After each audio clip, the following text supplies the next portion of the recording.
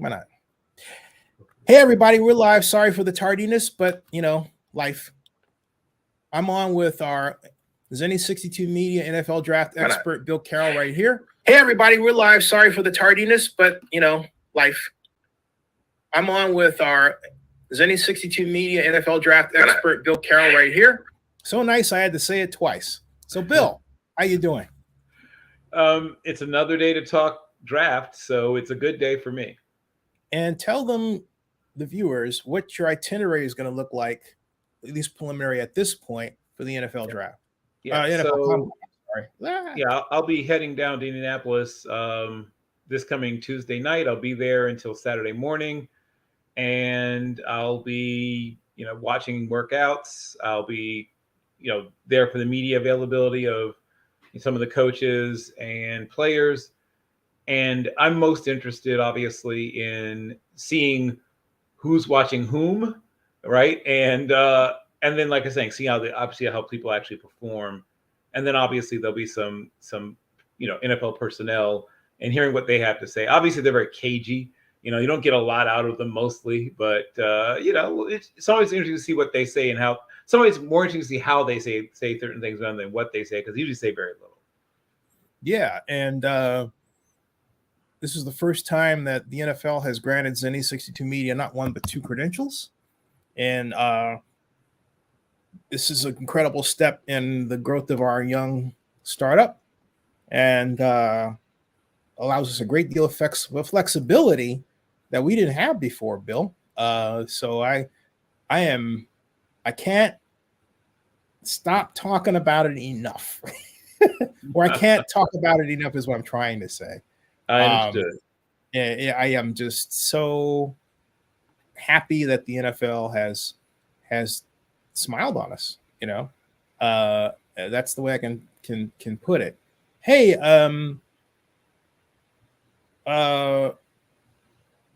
before I go, there's a little matter that I need to offline with you real quick, just so I don't speak out of turn. Okay, I don't know how to do that. Okay. Let me call you. Okay, can I call you? Oh, okay, sure. Okay. Hold on a second. I'm gonna mute this so I can call him. Okay, let me grab my phone.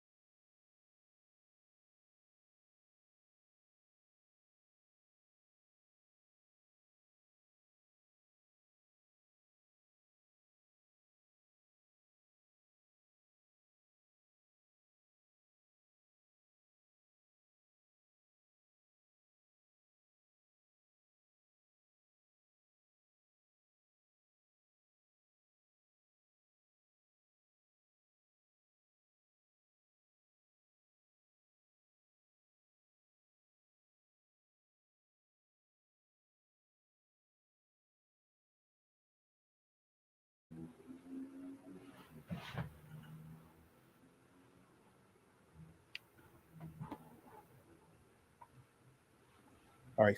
As I was saying, folks, we're back. Technical difficulties have been taken care of and noted, and we are on our way with the sharp dressed man that is Mr. Carroll and the Undertaker dressed man that is Mr. Abraham. So, standing rules. We haven't even decided who's going to go yet. That's not what we were talking about. Well, we weren't even arguing. So I actually, you have $1. I have a quarter. I don't know if your preference is. Just for grins, let's just flip them at the same time to see what happens. Sure. Why not? Right, 1, 2. Wait a minute. Wait, 3. Okay, call Tails. Tails. Yep, I've got tails here too. Okay, so tails, I win. Heads, you lose. What are those? Okay. Yeah, but folks, I have no idea what we just did there. But it's okay. But you can go first, Zennie. Not that I wanted to, but it's fine either way. Hey, folks, you don't want to go first in any instance where you're in the middle of a crowd of people and you have to step out into the wild before anybody else because you just might get hurt. Word of warning. All right. So when you think you're at the front of it and you're feeling good about yourself, whack. So just saying to you young folks out there. All right. Having said that, all right, I'll go first. And we are using Bill Carroll's handy dandy, excellent 2023 NFL draft position rankings, which I will zoom in. And Bill is going to also update me if I happen to make a pick where he's made a significant change in the order of who he believes is the best player. All right. So with that, we will get started. And I forgot to do this. There it is. Now I'm doing it now. Play on LL Cool J's favorite song, or one of them. My favorite is "I'm Bad," but that's another story. Which, by the way, folks, if here at Zennie62, you can see the LL Cool J concert at the 2009 Super Bowl in Miami, right here at the ESPN party. I'm not kidding. All right. Now, moving forward, the Chicago Bears are on the clock, and that pick is left to me. And so with that pick, I am going to send, I can't help it. Georgia defensive tackle Jalen Carter to the Bears. So that's any comments, Bill? He's a great football player, and they need everything. I mean, one of the advantages of being a terrible football team is you can use everything. So there's nothing they could take that wouldn't somehow raise the level of the talent in the room. And he's a terrific football player. I got to ask you a question before we go moving along toward the next pick, which I'm excited to hear you pick. But how much of that is bad coaching? I'm not saying Mr. I mean, it's a combination. Obviously, the best players on that team were some of the oldest players on that team. That's not what you want. And so when Ryan Poles came in, he essentially looked at the roster, said, I don't like this. And he looked at the contracts that I really don't like this, and started shedding. Now, Roquan Smith was a young player still on the ascent, but he moved into the Ravens because he didn't want to pay him. And he figured that's a good player, but a replaceable player with someone who's going to cost me a fourth of what he's going to cost. So that was one move he made. He got rid of Robert Quinn, who is an older player, though very productive, but probably on the descent. Also, one of the more expensive players in the team. Got rid of him. So Khalil Mack had been moved to the Chargers. So he was looking at the way that team was constructed, both the players, the number of players that you had who were on probably the backside or close to the backside of their careers, added to how many of them were going to cost above the middle line of that position, right? So every GM knows what the quote unquote average player costs at every position. And are you getting above average production from that cost? If the answer is yes, you at least consider keeping the player, but always with the mindset of how close are we to being contender? The Bears are 3 years away. And he said to himself, in 3 years, how good will Khalil Mack still be?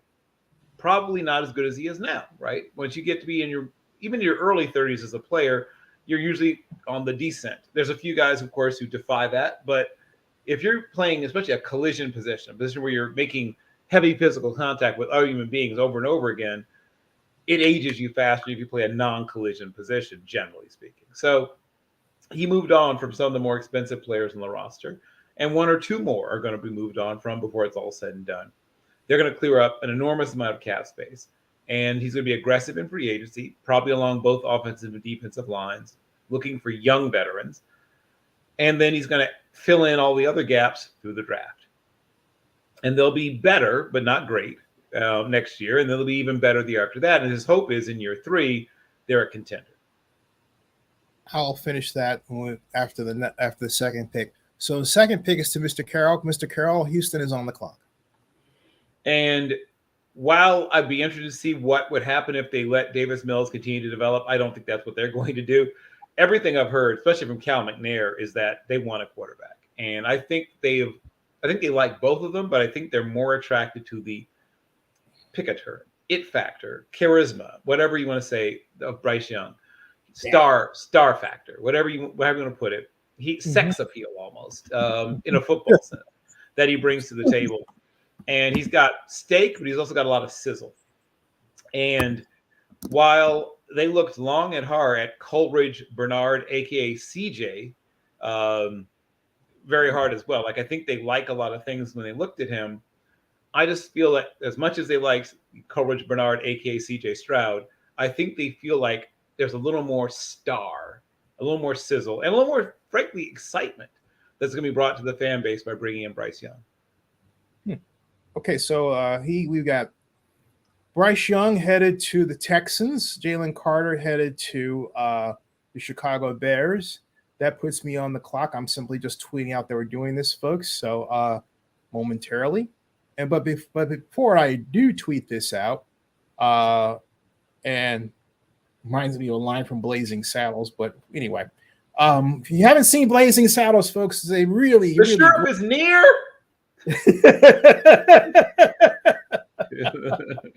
Let's find out the line you were thinking of. No, it wasn't the line I was thinking of. But anyway, so at any rate, that is tweeted out.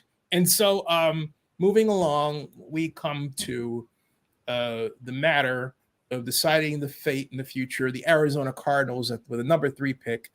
And the Cardinals, the last time I believe I sent them a defender, but this time I am going to go to Bill Carroll's board and I'm going to send them corner, Christian Gonzalez or out of Oregon. God, he's a great football player. Yeah, I'm not going to let him. I'm not going to let him drop like I did last time. So, you want to add something about Mr. Gonzalez? His tape is absolutely luscious, Zennie. His feet are, I mean, it's like oiled silk, right? And it's the smoothest back pedal in this class. Ball skills, size, physically tough, mentally aware. I mean, there's not many holes, if any. And the only thing I would say is I wish he got his hands. Let me rephrase that. He gets his hands on plenty of footballs. I wish he would catch a few more of them. That's my only minor complaint is, he touches a fair number of them, breaks them up, doesn't catch them as often as I'd like. Other than that, there's nothing really else to really nitpick. Now, I want to get to my criticism regarding the Bears. Matt Eberflus has this annoying tendency to use on defense an alignment that has his linebackers 4 yards off the line of scrimmage, and both in bubble areas, which means two things. A, I can, if I'm successful in blocking their down linemen, which more often than not I am, particularly if I had decided to use a dive play as opposed to one of these cockeyed eye formations that teams seem to be illogically in love with, I can pick up 4 or 5 yards or even a first down at a pop. Theoretically, if I do this the right way with some variation on each down, I wouldn't have to throw the ball. I could run. And this is a problem I have chronicled, noticed again and again and again. And it's always something that causes me to wonder how coaches get their jobs other than by groups and relationships. Because if you take a look at the physics of what they do, it makes absolutely no sense whatsoever. And Matt Eberflus is at that, and yet they blame the talent. So it sounds to me more often than not that the coaches are expected to draft players that can make up for them being bad coaches and not really understanding the physics of football. Okay, one moment, I have to mute this. I'll mute myself. Okay. Hold on a second. Well, and I'll add on to what you just said. NFL teams, maybe 3 or 4 of them, really will pound you in the run game. Will take you, and just push you all over the field. The Eagles, notably, the Titans, and the Ravens are all very committed to the run. And a couple of the Giants also have an effective running attack. But most NFL teams want to throw the ball. And I think a lot of the things that Eberflus does is a concession to the fact that your linebackers are becoming more and more space players and less, downhill players. Bill Romanowski would struggle.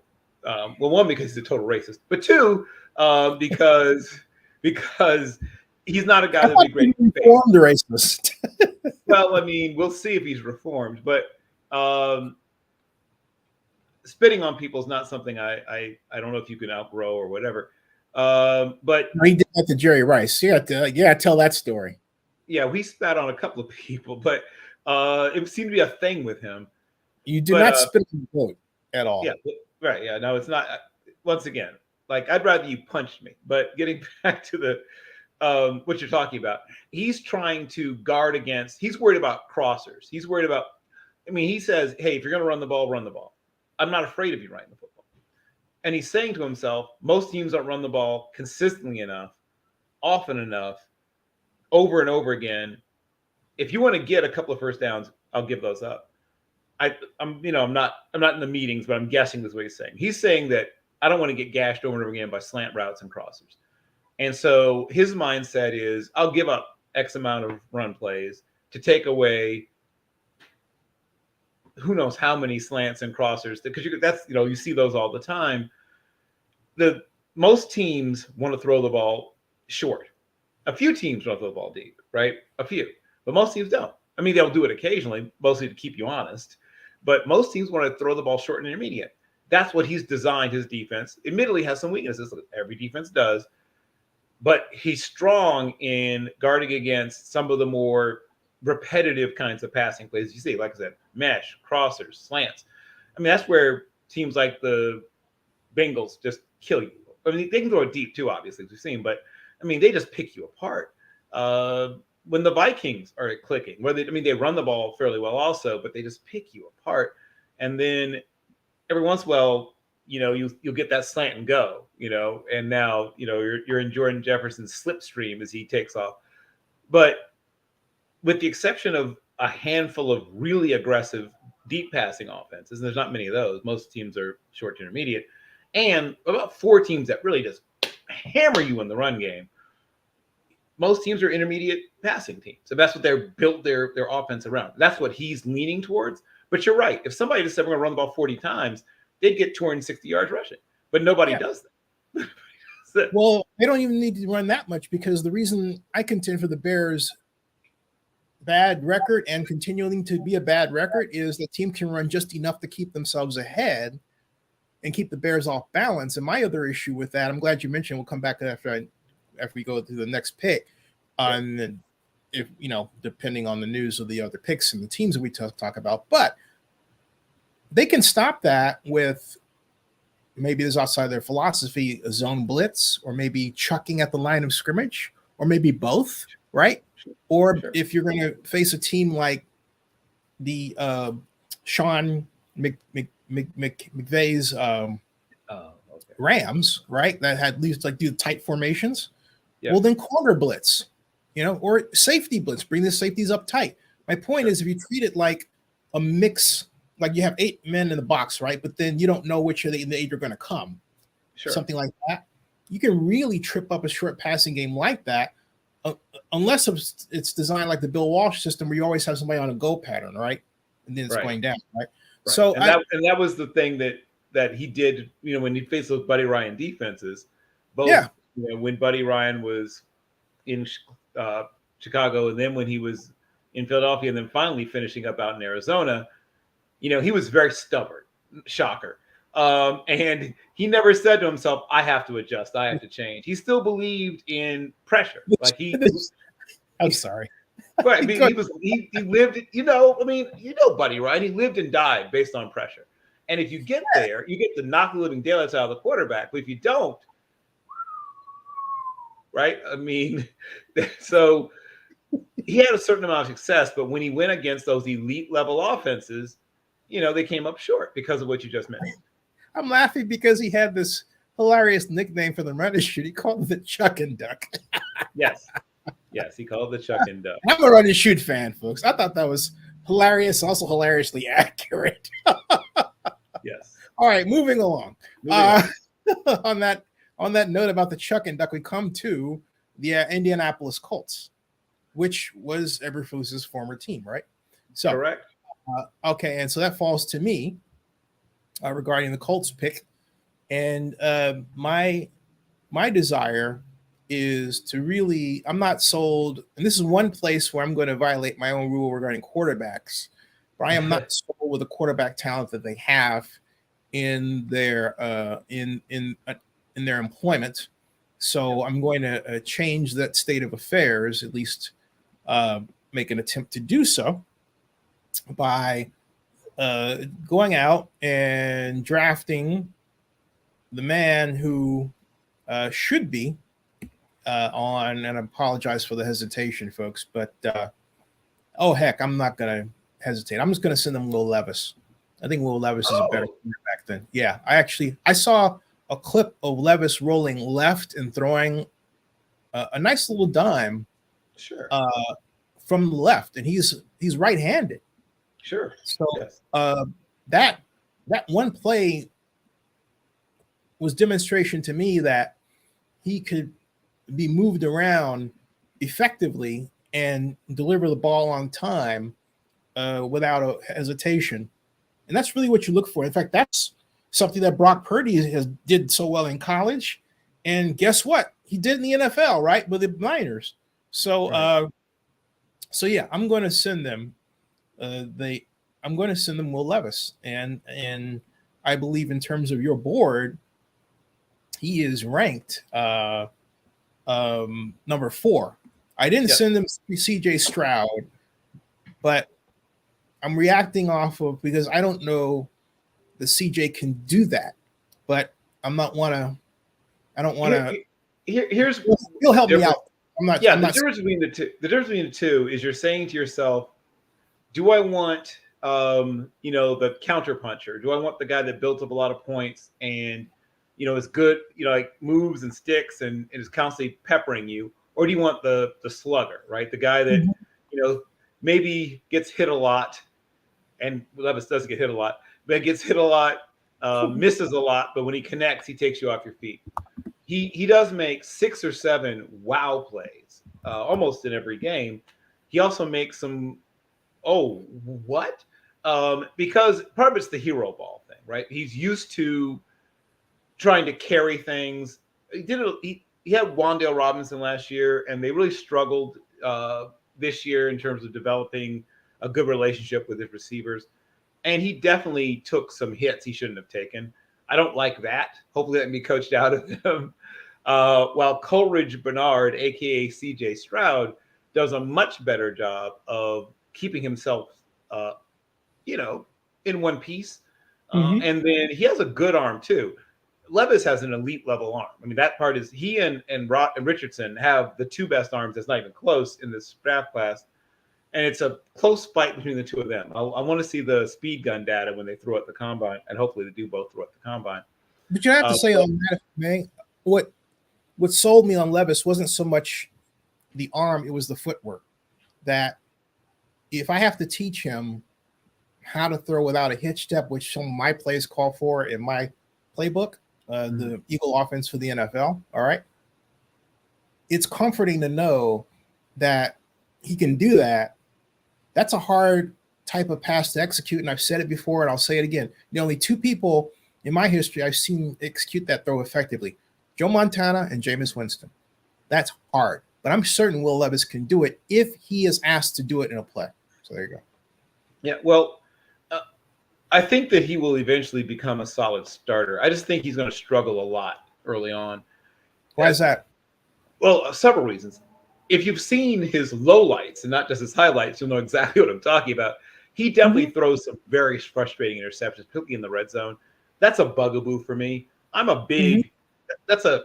That's why he's ranked where he is. I'm not a fan of red zone interceptions. I don't. How much? Let me ask you. How much of those interceptions were the fault of scheme? Because a lot of coaches, like for example, my friend Dirk Carter, do not understand how to coach a receiver to actually create the opening. And I don't mean on his own where you get called for offensive pass interference, but just simply by the design of the pass pattern.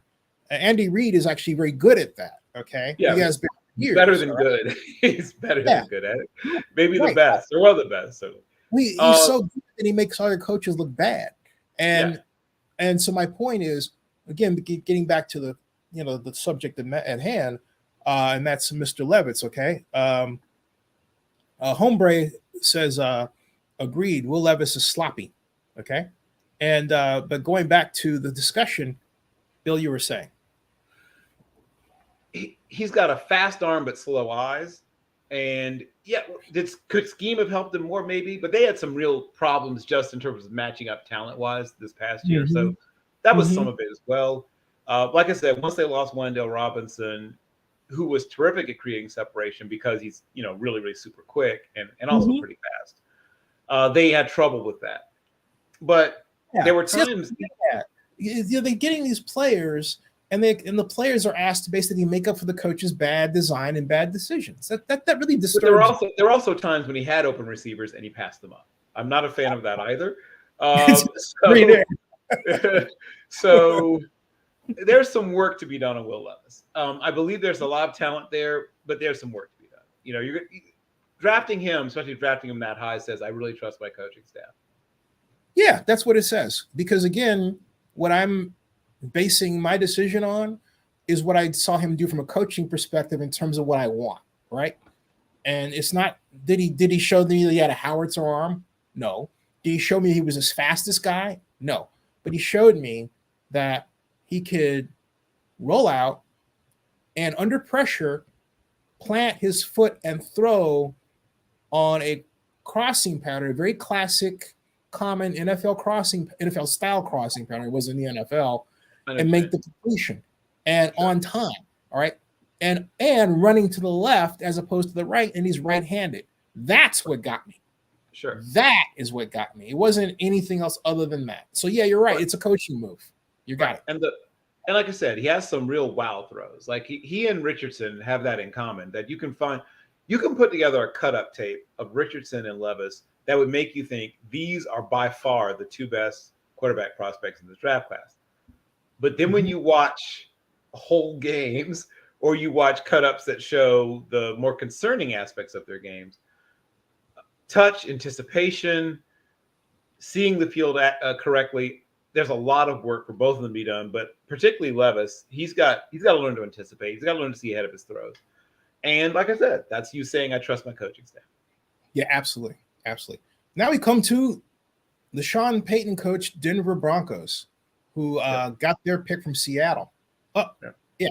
So when I stand corrected, it's actually the other way around, right? No, that's the Broncos. Yep. Yeah, the Broncos at number 5. So I apologize because that was the whole hold on. The whole Russell Wilson something noise. Right. So it should be, I think you meant Seattle, right? Yeah, Seattle. It's the way, because I'll show you the pick they got from. Let me show you what I'm looking at, because it's let me show a draft board I'm looking at, and it's that I'm getting it from. I'm not getting it from my head. It's Tankathon, which probably caused me to tank on this. So that should be. Yeah. So that is a pick that came to right. So the team you're seeing is the original, and then the team after that is now is the pick. So it's showing you that this is a pick that's gone to Seattle from Denver. That's Got the it. pick that went to Detroit from the Rams. And it does read that if you read it cold rather than what you think you know, like I do sometimes. So there you go. So yeah, Seattle. Seattle's on the clock with the fifth pick. All right. So, and they're not going for a quarterback, they already said. So because they've got no, they're definitely not going for a the quarterback. great Geno Smith. Yeah. So yeah. Oh, and Hombre says spot on analysis. Thank you, bro. I think you meant him, me, I don't know, both of us. I'll take us in tandem. Fine. We'll take it either way. I don't think Will Anderson is actually going to be here, but if Will Anderson's here, there's no way they cannot take Will Anderson. They have struggled to get consistent pass rush. Those struggles will be no longer. Will Anderson is a truly productive, well-coached. Once again, I talk about players whether you have to nitpick to find something to complain about. He sets the edge beautifully. Nothing to complain about there. Plays, even though he's not the biggest guy in the world, plays with real strength. Heavy hands, lower body pop, like he can roll his hips and kind of generate push. He could add some more pass rush moves, but his pass rush moves are solid. But yeah, he could continue to add to the arsenal there. He could be a little more flexible. He's not stiff, but he's not, Von Miller. He's not one of those guys that can sprint beneath a coffee table. He's not that, but he's got enough bend. I mean, once again, nitpicking. But yeah, he has a chance to be a consistent 12, 13, 14, 15 sack guy year after year after year. He has a chance to be that kind of player. All right. So Will Anderson to the Seahawks, and that will bring us to the next pick. I decided to put this up here for easy scanning for the audience primarily, and and everything else. And so as we zoom in here to make it closer, and then zoom in once more to make it even closer. Boom, that's better. All right. We come to the Detroit Lions from the LA Rams, and that is my pick. And in this instance, as before, I believe the Lions are going to continue to build their offense. Although, and for that reason, take a look at doing something that they started to do last year, and in building their wide receiver core. But I just can't resist the idea of taking Quentin Johnson of TCU off the board right now. Okay. And going to the Lions. Yeah, Quentin Johnson. Some people think the Lions need a quarterback. I don't. I'm high on what the they Lions have a quarterback. Yeah, the Lions have a quarterback. That's an interesting and exciting pick. I'm a big Quentin Johnson fan. I don't think he'll go this early either. I think this pick is probably going to be a corner I agree, Hombre. I think there's probably either a corner or a pass rusher here. But you're right. They could. I mean, their defense was a problem for them last year. Their offense was actually quite good. The Lions' defense was, what's the old saying? They couldn't stop a bloody nose. They struggled in all areas. They struggled against the run. They struggled against the pass. They did get good pass rush from their young Aiden Hutchinson. He showed that he was a very solid selection. See, I'm counting making being the difference there. I think he's going to bring in a better scheme. I wasn't high on as much like Terrell Austin as a position coach. I wasn't high on the schemes that he put out there. So just saying, okay. Sure. But Schwartz will blitz the blank out of you, and that's what I like about. Yep, which means that they're going to be putting those corners who are not great on an island a lot. Woo! So you might get a lot of big plays. Fantasy players, play your wide receivers against the Lions defense. Or big sacks. They'll get some sacks too, but you don't sack them every time, and that's not a good secondary. So it's going to be exciting because they'll be blitzing and having a bad secondary. That's a volatile mix. Yeah, but you know what? I'll take the volatile mix over knowing I'm going to get burned. We're going to get singed anyway, right? Right. Might as well. I mean, basically, you're talking about the Buddy Ryan approach, but with bad corners. Right. Well, hey, yeah, absolutely. Hey, there were times when the Bears were injured and still did it, at corner, and still got away with murder because they murdered the quarterback. Just saying. Right. But also, the rules allowed you to grab receivers more in those days. Tis true. They call. If you look too hard at a receiver, sometimes they call you bitter old defensive back. I'll admit it, bitter old defensive back. But yeah, I mean, I could see that happening there. I just think they're going to end up going defense because their defense was so bad. And now we come to the Raiders in the hands of Mr. Carroll. What say you, Mr. Carroll? I believe they're going to get a free agent at quarterback. Now, of course, the big question is which one. I don't think – I think they may still get a rookie, but I don't think they're going to go early. I don't think they're going to take one of the rookies. They might, but I think they're going to take – I think they're going to go defense here too. There's a lot of really good players on defense. This is a tremendously deep class at corner, but I don't think – and they could use a corner also, but I don't think they're going to go corner here. I think they're going to go with Tyreek Smith from Texas Tech. And now a lot of what they've lost over the last few years in terms of their pass rush will be replenished because one, the emergence of Max Crosby. Think of what Max Crosby will be like when he has an actual partner in pass rush, which he hasn't really had. He's had to sort of go it alone, and he's had to face, a lot of chipping. He's had to face people sliding protection to him.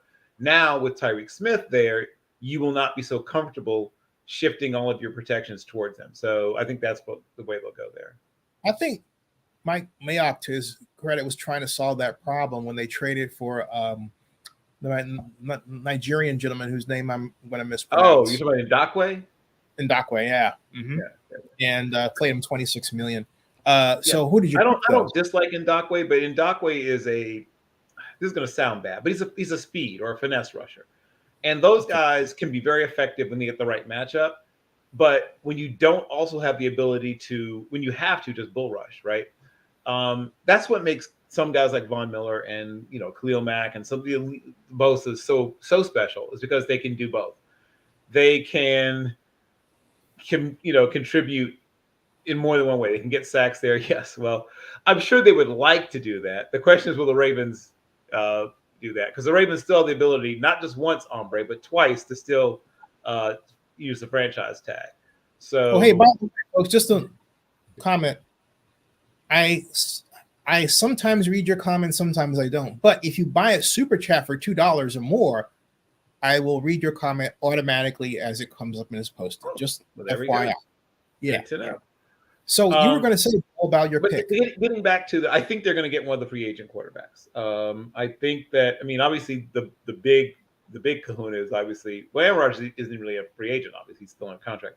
But that's what everyone's talking about, right? The ability, to dangling out there to get. I still think Aaron Rodgers probably ends up going back where he was, but I think they will manage. What did you pick 7 though? Yeah, well, I picked Tyreek Smith from Texas. Oh, you Tech. did. I'm sorry. Yeah. I was just saying a lot of people are putting a quarterback there, and while that is certainly possible, I think they want to. I think they're going to get a veteran. I think they feel like their team is close enough that if they get the right veteran. Maybe Tannehill becomes available because the Titans decide to move on and go towards Malik. There's a few different, possibilities still out there, but I think they want to go veteran, and they may draft a developmental quarterback later. Can you talk about Tyreek Smith for a second? So the thing that excites people about Tyreek Smith is, unlike a lot of the other pass rushers who were smaller guys, 240-something, 250-something pounds, Tyreek is, I think, 260, 276, I think, something like that. And he's got a big frame, a big body. And so when you have a guy with that kind of size, it gives you the opportunity to move him around. Sorry, I said Tyreek Smith. Tyreek, that's wrong Tyreek. Tyreek Smith's already in the league. Okay. But well, take that one down. Hide that one, folks. Okay. No, okay. That was wrong. There's too many Tyreeks. But getting back to why I think that it's a good idea to find more than one kind of pass rusher. When you have the smaller bodied guys, and once again, some of them still manage to hold. Before you replace that with who you're going to put there, so we can get that out of the way. Sure. I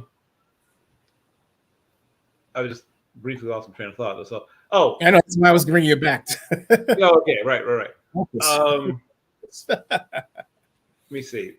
Who do you want to speak at 7? So if you'll pop up my rankings again. Yeah. Bill Carroll's handy dandy rankings. Hold on a second, folks. I'm going to I'm going to switch out the screens here with a little magic. And as we get closer to the draft, I'll start putting thumbnail sketches, especially once we get actual heights and weights on everybody, thanks to the Senior Bowl and Combine. So I won't have to guess anymore or guesstimate or whatever because a lot of times, I don't really pay attention to what the programs say because they are, fiction. Excuse me, because newsflash, folks. Todd McShay is paid by CNN to put down other players that are not CAA. I'm sorry. Todd McShay is paid by CAA, Creative Artist Agency, to put down other players that are not Creative Artist Agency clients. Fact. All right. Fact. Yeah. Well, a lot of the guys that you know on the the big guys, big names, have what's the word I'm looking for? Cozy relationships with agencies, whether it be their own or just other agents they've gotten to know through, working in the business. And while that doesn't always affect you, or maybe isn't always a one-to-one relationship between changing your rankings, it certainly makes it more likely that it's going to affect you if you are constantly, eating dinner with, going out, going and playing golf with, building relationships with people who are going to have clients that you have to evaluate. And while it may not always even be conscious, sometimes I'm sure it's not conscious.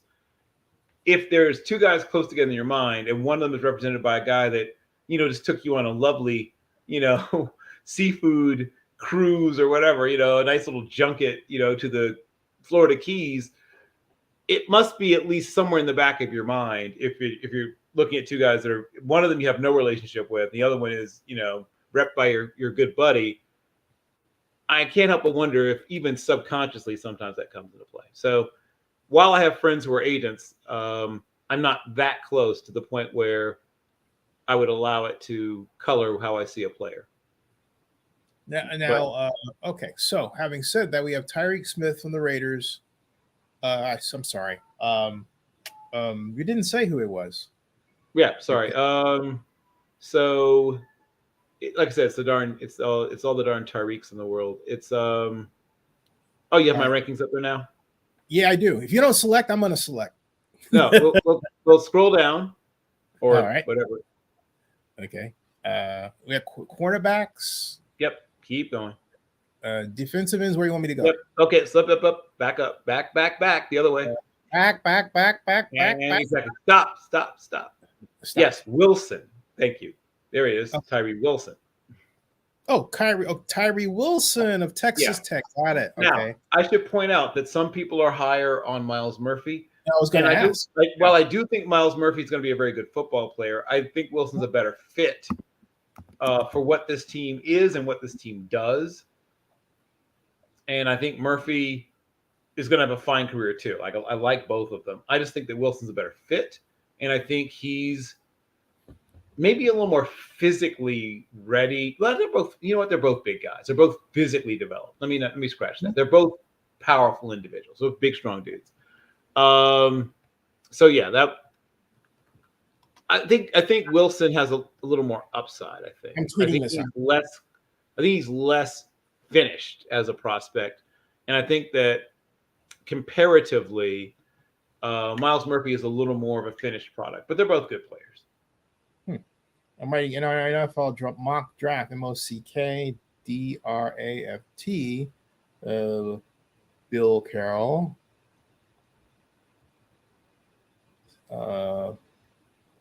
Picks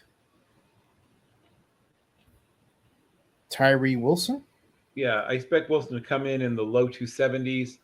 Probably going to measure in at 6'5" and a quarter or something. He's a big guy. Las Vegas Raiders. In 2023 NFL draft. Then hashtag Raiders. Hashtag Raiders. Hashtag NFL draft, hashtag NFL combine, hashtag Zennie62. Spelled my name with a J, 62. And then, yeah, so I should add a clip there. I say just, oh, of course, youtube.com/ZENNIE62. So if you just go to that, folks, you can just see the whole live stream while you're watching it now, right? So yeah, there the tweet is out. Voila, as you can see, I'll show you real quick. There's the tweet, folks. Ta-da. There, okay. Boom. All right, onward through the fog. Back to the scene like that, and then back to, actually, you know what I'm going to do, folks, is I'm going to change up the board to go back to the NFL draft. They call it Tankathon. I don't know why they call it Tankathon. That's well, I do. Please enlighten us, Bill. Why is it called Tankathon? I just want to know. So it's a reference to the always denied, no one admits to it, art of tanking. And so they are I was afraid you'd say that. Yeah, sort of celebrating maybe this not usually celebrated art with an eye towards the draft. Wow. Okay, so we got Indianapolis, Denver, the Rams, and the Raiders, and next the Falcons. And so that comes to me, and I know precisely what I'm going to do with the Falcons. I am going to send the Falcons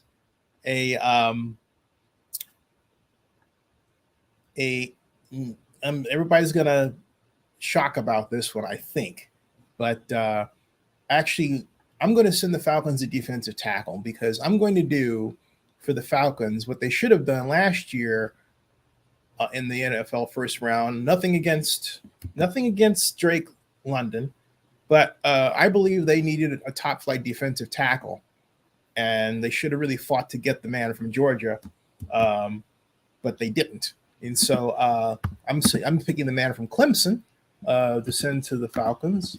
And that is, boom, Brian Brees. There, Brian Brees, the Falcons. Any comments on him, Bill? Hey, Bill. Oh, somebody got muted accidentally. Okay, I don't know how that happened. Yes, okay. Sorry about that. Plenty. Yes, plenty of comments. You got so excited. Bill, you got so excited you muted yourself. So very, very, very interesting player. He has enough size that he can play on the interior, but he can also play essentially anywhere from the 3 technique all the way out to 4-eye, 5, 6/7, maybe even up to the 9, though he's not super, he's not a guy with amazing quick twitch explosion, but he's a good enough athlete. And especially at that size, there's a lot to like there. I've looked at elements of his game that brings to mind guys like Justin Smith a little bit. He's a powerhouse, like a powerful guy. And I mean, at the very worst, you're getting a guy who's going to be a solid day one starter and, gives you some versatility and plays well. I think if everything goes well, he'll be a guy that makes it, all pro 2 or 3 times. And like I said, I think Justin Smith is sort of a similar kind of player. Wow, Justin Smith is very similar. Wow, interesting. So next, we come to the Carolina Panthers, and I am going to make the decision of sending the Carolina Panthers, going back to the draft. I'm going to stay at defensive tackle, and I'm going to continue to build that defense. I'm going to send them Psyche Ika out of Baylor to the Carolina Panthers for their first round pick. Thoughts about him? I think he'll end up going later, but he's he's a real traditional middle, guy. He's 0-1 technique, not a pass rusher per se. Obviously, he's not a penetrator per se, but he's athletic enough and powerful enough that he can create that that consistent internal push that makes it uncomfortable for a quarterback, where he doesn't get a lot of sacks, but he's going to give you a lot of making the quarterback reset his feet, making the quarterback flush. He's going to do that a lot for you, and very good against the run. That's what I want. Yeah, well, he's very good against the run. He's super strong. He has a lower body like a sofa. Very plush, very thick, and very powerful. So yes, he's going to really be able to anchor the middle of a defensive line. All right. So now we come to great analysis here. And so now we come to the positions and in the draft order, having taken care of the needs of Carolina. We now go to, well, it wasn't the Saints because they don't have that pick anymore. The Eagles do, though. E-A-G-L-E-S, Eagles. And Bill, what say you about the Eagles? What do you think? Miles Murphy finds his new home. They have some good players on that defense, but almost all of their best players are getting older. Brandon Graham is very near the end of his run. Fletcher Cox is the guy that probably doesn't have a lot more time left in terms of being an elite level player. They're going to need to replace, and of course, at some point they're going to have to. Well, they did already draft Cam Jurgens last draft to replace Kelsey. So some of their most important players on offense and defense are on the wrong side of their 30s. And so they're going to have, as great as a team as they are, they're going to have to start turning that talent over. And this is part of that turnover. All right, the wrong side of the 30s. Does that mean I'm on the right side of my 60s? There you go. That's exactly how you should think of it, Zennie. Oh, boy. Anyway, moving along.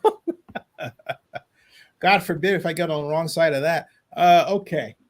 Now, moving along, we come to, in the draft order, quite obviously, having taken care of the Philadelphia Eagles, the Tennessee Titans, and that falls to me. And so as it falls to me, I'm going to go back to the Bill Carroll big board, as it will. And I am going to go with need, since this is sort of sticking way out there and they made some dramatic changes of late, have the Titans. And I am going to draft the great Paris Johnson out of Ohio State, offensive tackle. You know what, Bill? I think this is the second mock we've had where Paris Johnson went to the Titans, if I'm not mistaken. I think that's the case. Paris Johnson, Titans. Any thoughts about him? Yeah, well, Skoranek and Johnson are guys who've been sort of swapping paint, atop most people. I made a misspelling on Titans, but it's, I'm going to correct that real quick. Hold on. Yeah, right. Yeah, there's one or two little things I think might have been misspelled in there, but yeah, I think people will understand. I won't. I did it. Paris Johnson and Skoranek have been swapping paint, at or near the top of most people, and some people even like DeJuan Jones, but it's mostly those two. I'm a big Anton Harrison guy, but basically it's those two you normally see at either one or two in most people's rankings, and they're guys that have played in offenses where they've been forced to do a lot of the same things they'll do in the NFL. In the case particularly of Johnson, you've seen him move. They move him, they pull him a little bit. So you've seen him in the run game a little bit, though they didn't have a dominant running game for the most part. They had a good running game, but not a dominant running game. But they really, they throw obviously the ball a lot. And Stroud was kept clean quite a bit this season. Obviously, the Georgia game was one of the first real stress test games, right, in terms of him seeing pressure on a regular basis. And once again, that was a game that also gave you a chance to see Paris Johnson against a really good bunch of defensive linemen. So that's a good game to watch if you're studying Paris Johnson, see how he holds up. And while he didn't have like a spotless game, he wasn't 100%, he certainly graded out fairly well. Probably a good solid B+ if you're using a letter grade. Okay, so thank you for that. So now we come to the Houston Texans, second pick. And actually that falls to Mr. Carroll. So Bill, what say you about the Texans? Sure. Well, they are thrilled the way this board has fallen for them, because they have, every kind of need that a team can have. But they are absolutely thrilled and excited to see that they can still get Jordan Addison. So they were able to address the quarterback position, and now they're able to address. And these are two guys that, under different circumstances, could have played together. As you may remember, Bryce Young had originally verbally committed to USC, and then sort of fell out of love, right? Partially because of USC sort of floundering around during the Helton era, and then changed his commitment to Alabama. But if not for that, they would have spent the last year together, right? Because they would have been teammates. Because I don't think anybody's going to beat out Bryce Young, no matter who transferred there. So, and I don't think Caleb Williams would have transferred there, obviously, if Bryce Young was already at USC. So, yeah, he would have had to find another home. But, yes, these guys are going to click. They're going to find each other early and often. And if this happens, if it breaks down this way, if they do get Bryce Young and they do get Jordan Addison, watch out for both of those two players to end up in the top 5 in the Offensive Rookie of the Year voting. Whoa, we want to say that one more time? I think if this actually happens, now there's a good chance it won't, but if it does, if those two players do both go to Houston, I could see both of them ending up in the top 5 of the Offensive Rookie of the Year voting. Oh, wow. That is, well, you heard it here, folks. You heard it here first, folks. Okay, right here. Jordan Addison, Texans. Bill Carroll says he's quite possibly a Rookie of the Year candidate right here. Well, I think Bryce is probably the stronger candidate, but I think they both end up in the top 5. Or yeah, on the top 5 as a tandem. That's still saying something. Jordan Addison of the Texans, picked by Bill Carroll, which now leaves me to pick for the New England Patriots at number 14, the Pats. The Pats. There is a player sitting on the board for the Pats that I am delighted to send them, and it comes from he comes from Bill Carroll's board, and he is number 1 ranked on that board since we haven't picked a running back as of yet.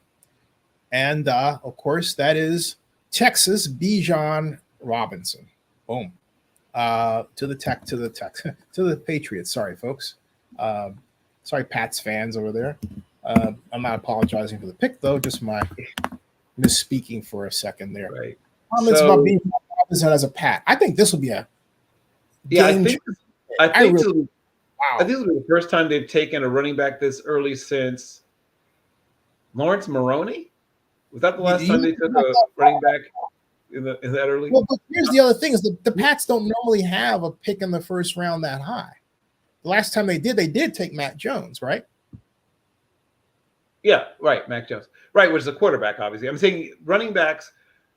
Well, it'll be exciting to see where a running back goes, right? Because I mean, Jonathan Taylor, who is an obviously great running back. This guy's cut moves are otherworldly. They really are. Sure.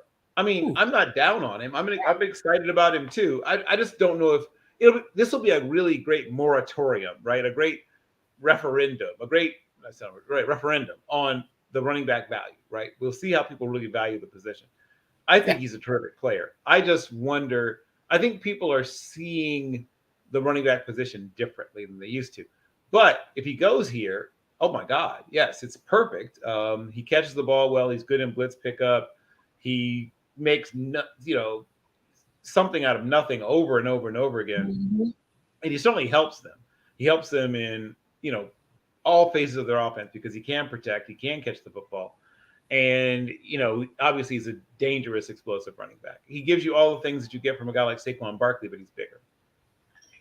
Yeah. So Bijan Robinson, the Pats, and now we come to Bill Carroll next. And that would actually be, as we look at our board here, and the Green Bay Packers. Now, Bill, before you make your pick, I need to go downstairs and do a check real quick. Sure. So if you could talk about what you think the Packers' needs are, that would be great. The Packers have a bunch of needs. They need to find a replacement sooner rather than later for David Bakhtiari. They also could use pass rush. But after so many years of not taking a receiver in the first round. I think they finally pulled the trigger on a first round receiver.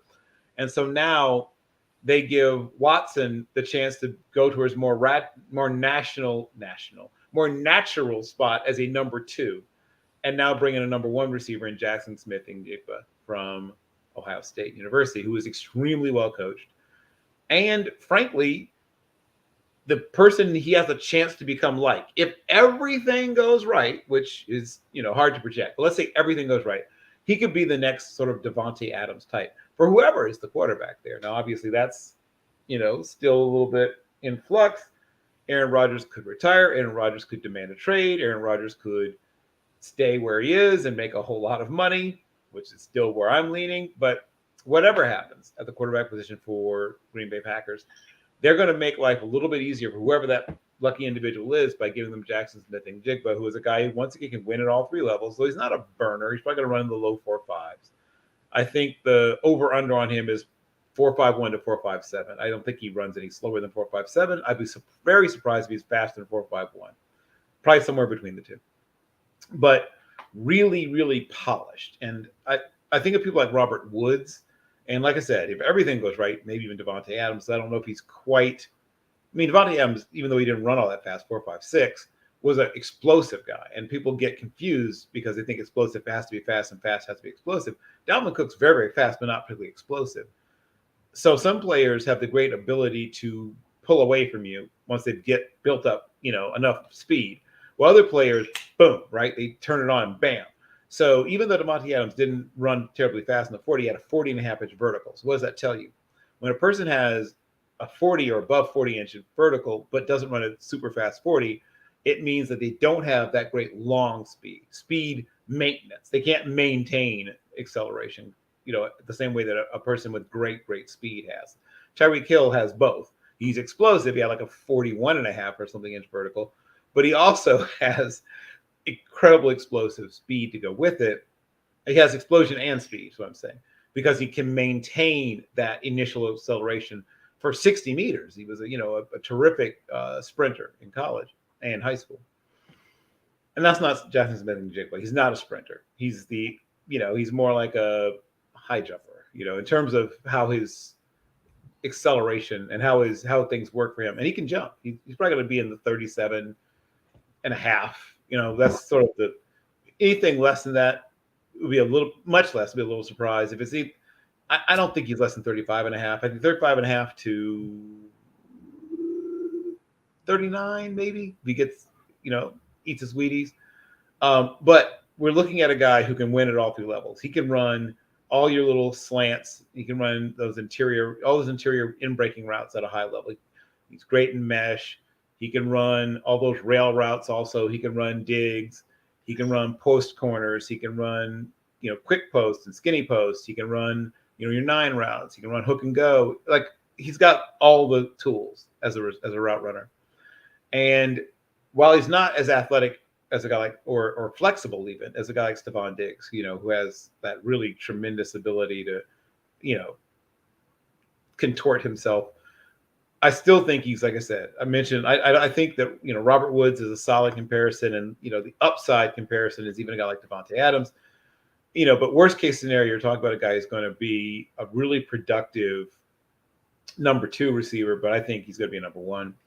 Maybe not top of the food chain number 1. Maybe he's in the top, 12 to 16 as opposed to being top 10 as a number 1. But I think he ends up being, a top 30 to 40 receiver before his career is done. And I think maybe even better than that because of the situation he's in. They're obviously a great passing offense.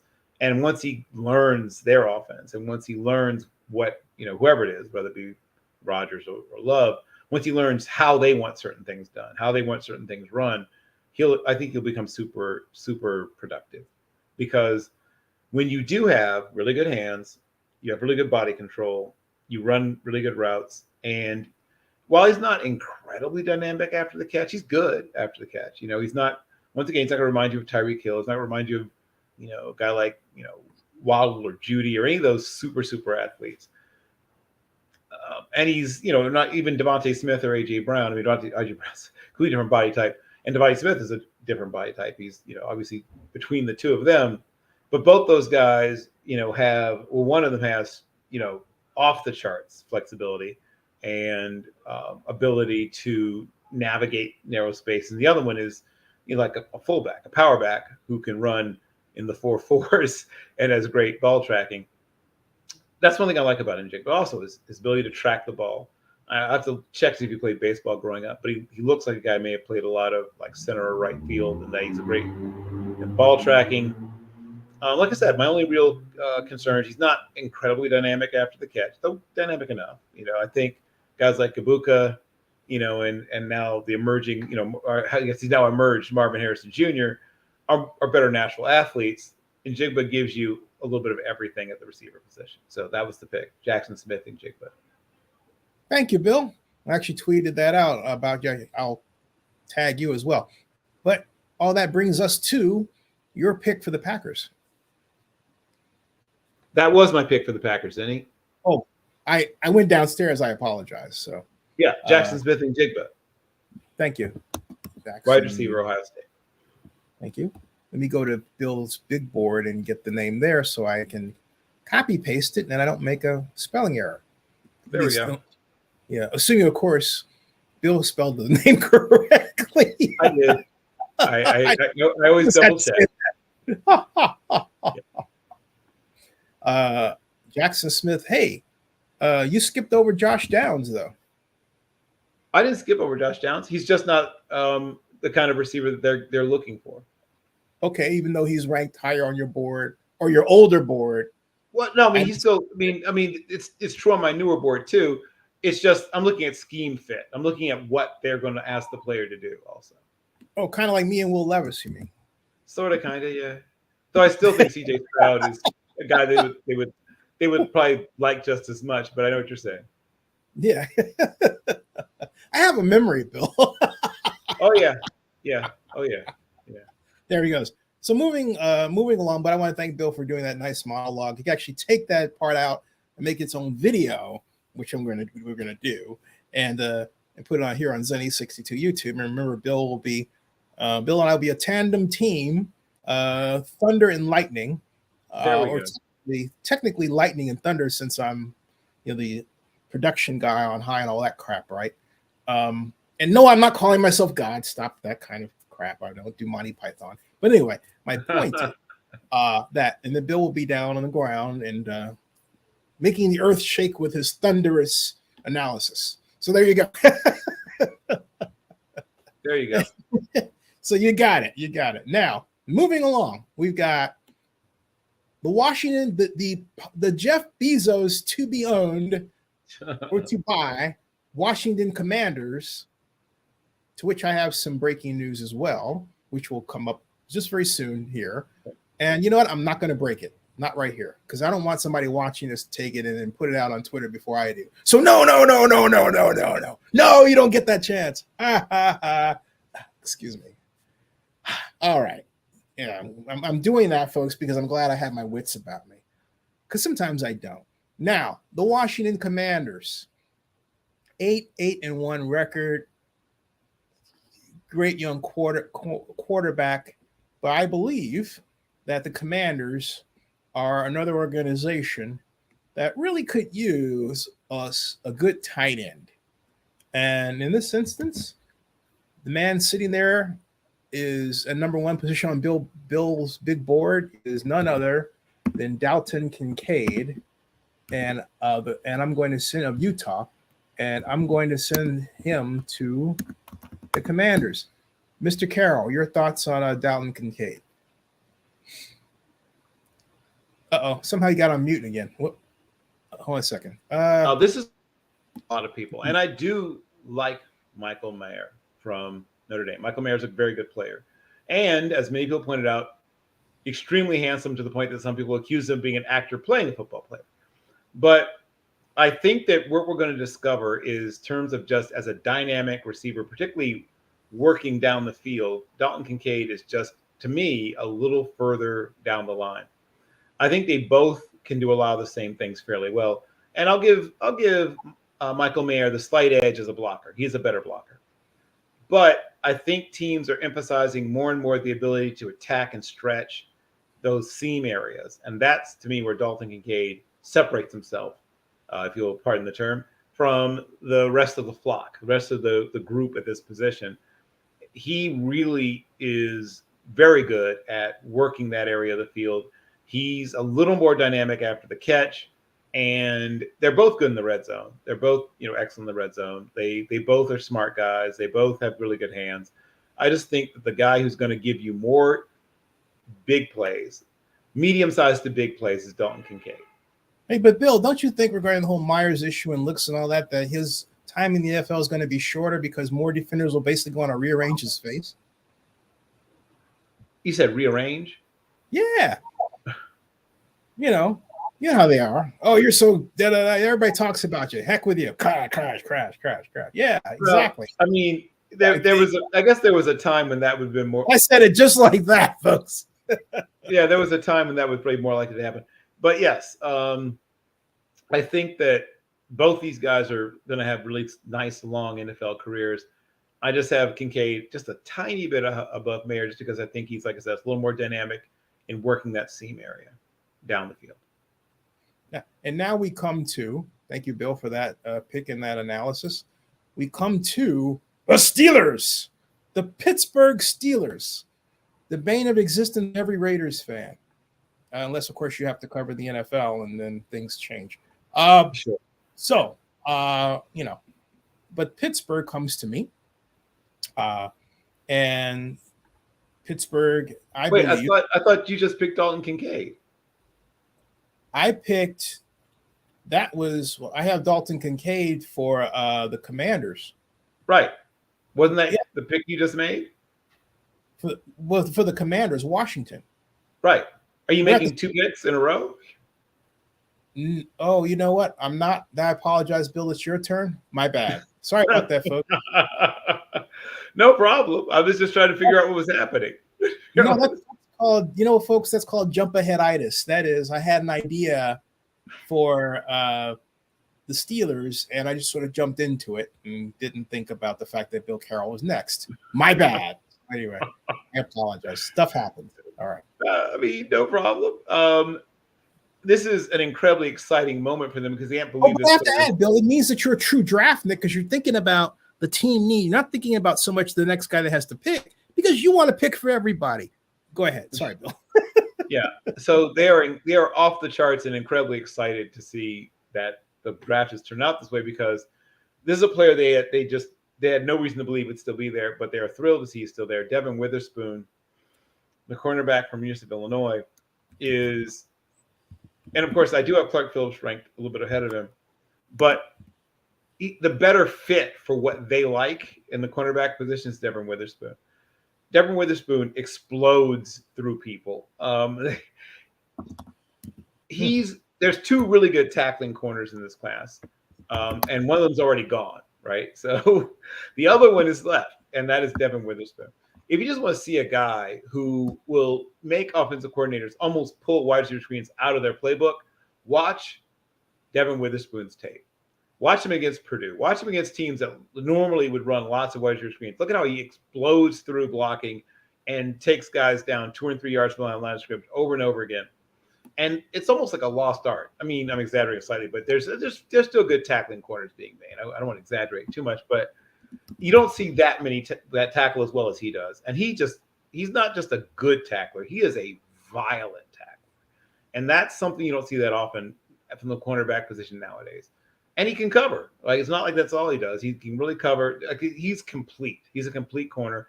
Not quite as smooth and beautiful as the aforementioned Mr. Gonzalez, but he's still really, really good. Hey, any relation might he be to the legendary actor John Witherspoon from the Friday movies? My guess is no. I don't even know if I don't know if it's even spelled the same way, but I will check to see if he's related to Akilla. No, I think that's spelled differently. I was thinking about the football player Akilla Witherspoon, but I think he spells it differently as well, because I think Akilla Witherspoon spells his. Let's see. What about Reese Witherspoon? Yes, there you go. Possible. Yeah. Probably less likely. Probably less likely. In a country where we produced Barack Obama, anything is possible. For our Sure, president, anything's possible. I mean, I'd have to have a cheek swab to fully rule it out, but if they were related, they would be being reunited in Pittsburgh, but I don't think they are. Okay, all right. And John Witherspoon's left us sadly, folks. So Very he much died so, yeah. October 2019. So Correct. Yeah. All right. So we've got the Steelers out of the way, and now we are going to, hey, everybody, welcome to Zennie62 Media's mock draft. Not our first for this year for the NFL draft 2023. Bill Carroll and I are covering the combine as well, credentialed officially. Now we go to the next, which is the Tampa. I want to fix the spelling of Devin Witherspoon at some point. I will be happy to do that. Or if you have an ability, you can type it in there. You type it in there for me. Oh, I can highlight. Yeah, you have typing ability. Heck, all these other numbskulls can type in there, and you can't. Okay, Come on. Hold on. So, I'd have to be logged in, though, right? Okay, right. Okay, I have to be logged in to do that, right? I thought you were. Yeah, I am not logged in. I mean, I'm not logged in as a user. Okay, so no, you don't have to be. You don't have to be. In fact, as a guest, you can type. Really? Yeah. I thought you had to have access to the control. There's a while he's figuring that out, because there's a way you can type on the side. You just type it in, but you don't have admin controls. So he's trying to figure that out. So here he comes back. Now he's back. Do you see it? Yeah, I don't think I'm able to do that without being logged in. Oh, that's wild. Yeah, you're the first person to do that, because guests or anybody else, if they want to put a link up, I can type things to you in the private chat. I can do that. Yeah, sure, do that, and I can post it. That's fine. But also, other guests we've had have actually put in to that field, and I'll show you how to do it offline. And I'll look at it too to see if they made any changes to the software. I doubt it, but yeah, every guest can post something. I have to approve it, so it's a different look. So if you send something, I have to approve it if it's attached to something. But you can type in anything, just like anybody else. Yeah. Well, I see the comments and I see private chat. I don't see. Yeah, comments. Where I have access to the.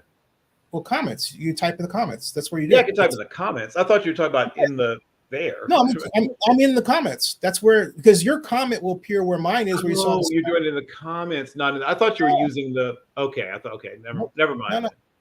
Yeah. No, that's okay. It's good to work this stuff out on on the fly, as they say, or as it works. Okay, I see. Yeah. So type that correction in. See below mine, right? And I'll just. Okay. Yeah. See, teamwork makes the dream work. I don't know who came up with that, but it's so correct. Teamwork makes the dream work. And while he's working that side of the dream, I will look at the other side because we come to the Bucks. Wait a minute. Yeah, because you went to the Steelers. That was Detroit. The Steelers, yes. We come to Detroit Lions. I apologize. Yeah, we come to Detroit Lions again. And I'm going to do something that I think is very exciting while Bill is working that out. And in Blazing Saddles fashion, I am going to do this. I am going to send them a very talented excuse me here, player that are still on the board. Very talented. I said that already, didn't I? But I did this before, and I'll do it again. His name, he has a linebacker's name, and he is Jack Campbell out of Iowa. Yeah. So there you go. Jack Campbell, Yeah. the Lions. So Jack Campbell is a Number guy one on that, the board. yeah, he's a guy who can once again do a little bit of everything. He can cover. He is very good against the run. I mean, you don't go to Iowa if you're not good against the run. Well coached, smart, tough. I mean, an Iowa Hawkeye in so many ways, but he's more athletic than people realize. I think he's going to test better than people are. I think some are underestimating just what an athlete he is. So I think he's going to really help himself at the combine because he's going to show that he can move. He'll probably have a really good 3-cone, short shuttle, and I think he'll have a solid, I'm thinking 4.66-ish, probably in the 40, which is fine for a guy his size. And he's how big? He's going to come in at probably about 243 pounds, and I think he's about 6'2 3/4", 6'2 7/8", like almost 6'3". How do you think he's going to do at the combine? I think he'll do well. I think he's going to test well. I think he's going to look good in the three, like all the linebacker drills. But I think he's going to look smooth. He's going to do a really good 3-cone, probably in the 4.14-ish range. He's going to run a really good 3-cone, probably 7.11, 7.08, somewhere in there. Somewhere between 7.08 and 7.12, maybe. Probably going to jump about 34.5 to 36 inches in the vertical, probably about a 9-10 in the broad, probably about 25 reps in the bench. He's going to have a good day. All right. So Jack Campbell to the Lions, and that brings us to next on the great board that we have here from Tankathon. Explained to us by boy, that was funny, Bill. Tankathon. The Buccaneers. That's you, Bill. Yes. So this is another team that has, a variety of different needs, right? They're moving on from some of their past players and moving on to some new players. They have one Florida quarterback on the roster, but I think they're beginning to think this guy is a backup. So I think they're going to add another Florida quarterback to their roster. So I got to ask you, what do you think? Yep. Having said that, what do you think of Bruce Arians' comments earlier this last week, actually, that Kyle Trask was the person that they were going to run with? And I believe that you say that for two reasons. One, until you are sure you have someone else, you can't go undercutting your current starter. You can't go publicly say, I don't think this is the guy. Because what if you don't get, remember, you don't know who you're going to get in the draft, Zennie. You know you want to get, but you don't know who you're going to get. Because what if the Carolina Panthers had taken the guy that you wanted, right? And now you've already said we're moving on from the guy you're stuck with, right? That's awkward. So you can't say publicly, oh, this guy, no, he's not it, right? No one says that. No one says this guy blows.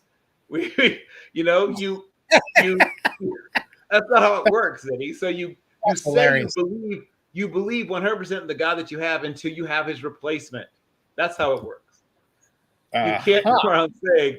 I mean, remember how much everyone said, "Oh yeah, Marcus Mariota is our guy. Marcus Mariota is our guy," until they replaced him with Tannehill. You can't go around saying, "Oh man, this Mariota kid, woo, we can't wait to replace him." That's not how it works. So you're on the Dennis Allen school, basically. You say Dennis Allen, like when Andy Dalton threw 3 interceptions at the end of the ugly contest, he was remarked that he said this at halftime, not even at the end of the contest. He chortled that Andy Dalton is doing what we want him to do. and the Saints fans on Twitter lit him up.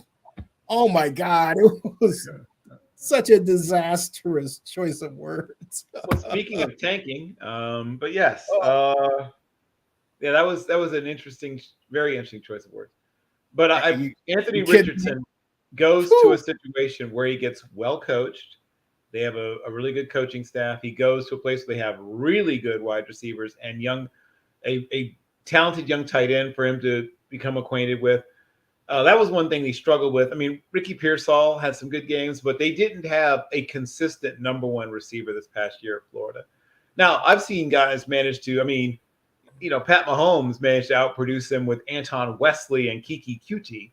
So you don't necessarily have to have great receivers to be good in college.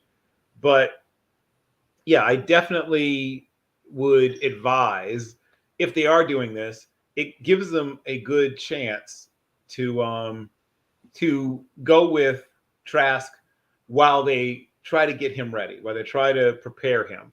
And I think that's what we're going to see here, is that he's going to get essentially what they call a redshirt year, where he's maybe comes in certain packages and mop up duty and short yards and goal line, while Trask does most of the heavy lifting while they get him ready to be the eventual quarterback of the future. So that's fascinating. How do you think he's going to do in the combine? Oh, he's going to own the combine. While he might have trouble sometimes in pads with a helmet on, with shorts and a t-shirt on, he's going to be amazing. No defense to read. He's going to kill it. He's going to absolutely kill this thing. That's absolutely hilarious. That's the line of the day, Bill. I think of many lines of the day, I think that's a line of a day, and I don't mean you've been snorting. No, Thank you. You're welcome. That is classic. So CJ Stroud, right? No, wow. CJ Stroud's gone. Oh, where do we send him to? The Jets? No, we sent. Wait, are you sure? Wait, go. Wait, is he not gone? No, Will Levis, and Bryce Young are the only two quarterbacks that have went off. Oh my God! Well, then scratch that. It's CJ Stroud. I just assumed CJ Stroud was gone already. No. It's CJ Stroud. Good God, how is CJ Stroud so available? Well, good question. CJ Stroud. Yes, but it could happen in reality, right? I mean, anything can happen. That's why mock drafts is. That's why the draft is so exciting, and why mock drafts are so much fun. Yeah. So now it's CJ Stroud, okay, for the Bucks, okay. Yes. Wow. Now that's an exciting pick.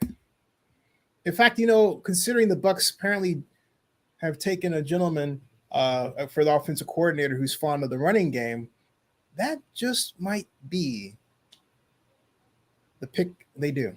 That could happen. That could happen. But they'll be over the moon if somehow Stroud falls to them. Oh my God. That could happen. I mean, it could. Right. Anything can happen. That's why these things are so fun. Yeah. Seattle's back on the clock. Okay, Seattle's back on the clock. And so we are going back to the board. First of all, let me move down the board here and make sure that everybody can see what's going on. You can see it. Seattle, good. Okay, good. Seattle's on the board. And we go to Bill Carroll's big board again. And the Seattle Seahawks are a team of great defense. So I'm going, and linebackers, they're known for great linebackers and they will be known for Will McDonald of Iowa State. So thank you. That's an excellent selection. Yes. Now, some people will complain about it, mostly because not everybody's watched him. He's, a guy who's really mostly a pass rusher, though he can, drop and do things like that. But if you look at what they got of a guy like Bruce Irvin, who they now have had twice on the team, he gives you a lot of that, but he's bigger. He's a bigger bodied guy. Bruce was about 237 to 241 pounds coming out and was like 6'1.25", and McDonald was 6'4", or just maybe a shade under it. And, in the 240s, about 246 maybe. But he can hold another 12 pounds easily. He could play probably up into the mid to upper 250s and not lose anything. So he gives you some of the things that you got from Bruce Irvin, but even more. So, yeah, I could see that pick. Oh, right. And so as we do this, our first angel investor for Zennie62, Manisha Carter, is at the Kennedy Center. So she's doing it up classy and staying at his legendary hotel. I'm going to leave the name out of it, but anyway. Sure. you know. But all right, moving along, we have the Dolphins forfeited. Yes, right, because of their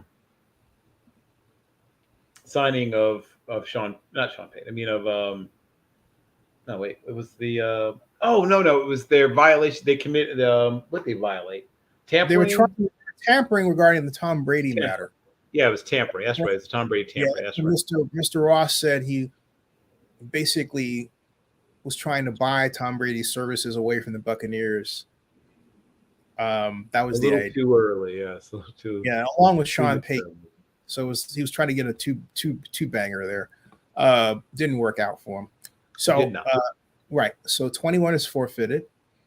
That's interesting that they just forfeited the pick, but they didn't give it to anybody else, or have a lottery. No, that's it's like, but it's just like what happened the year that Drew Brees came out. So Drew Brees is technically speaking a second round draft pick, but he's a 32nd selection because of a forfeited pick that year. So we just jumped to 22. Let's see here. You've got, that's interesting for a discussion later. 22, I'm going to Bill Carroll's board for the Chargers. And you know what? I'm going to stay in linebacker country. Wait, hold on. Let me just ask, didn't you just pick Will McDonald? Yeah, but that wasn't for the Chargers. I know it wasn't for the Chargers. It was for you're so funny.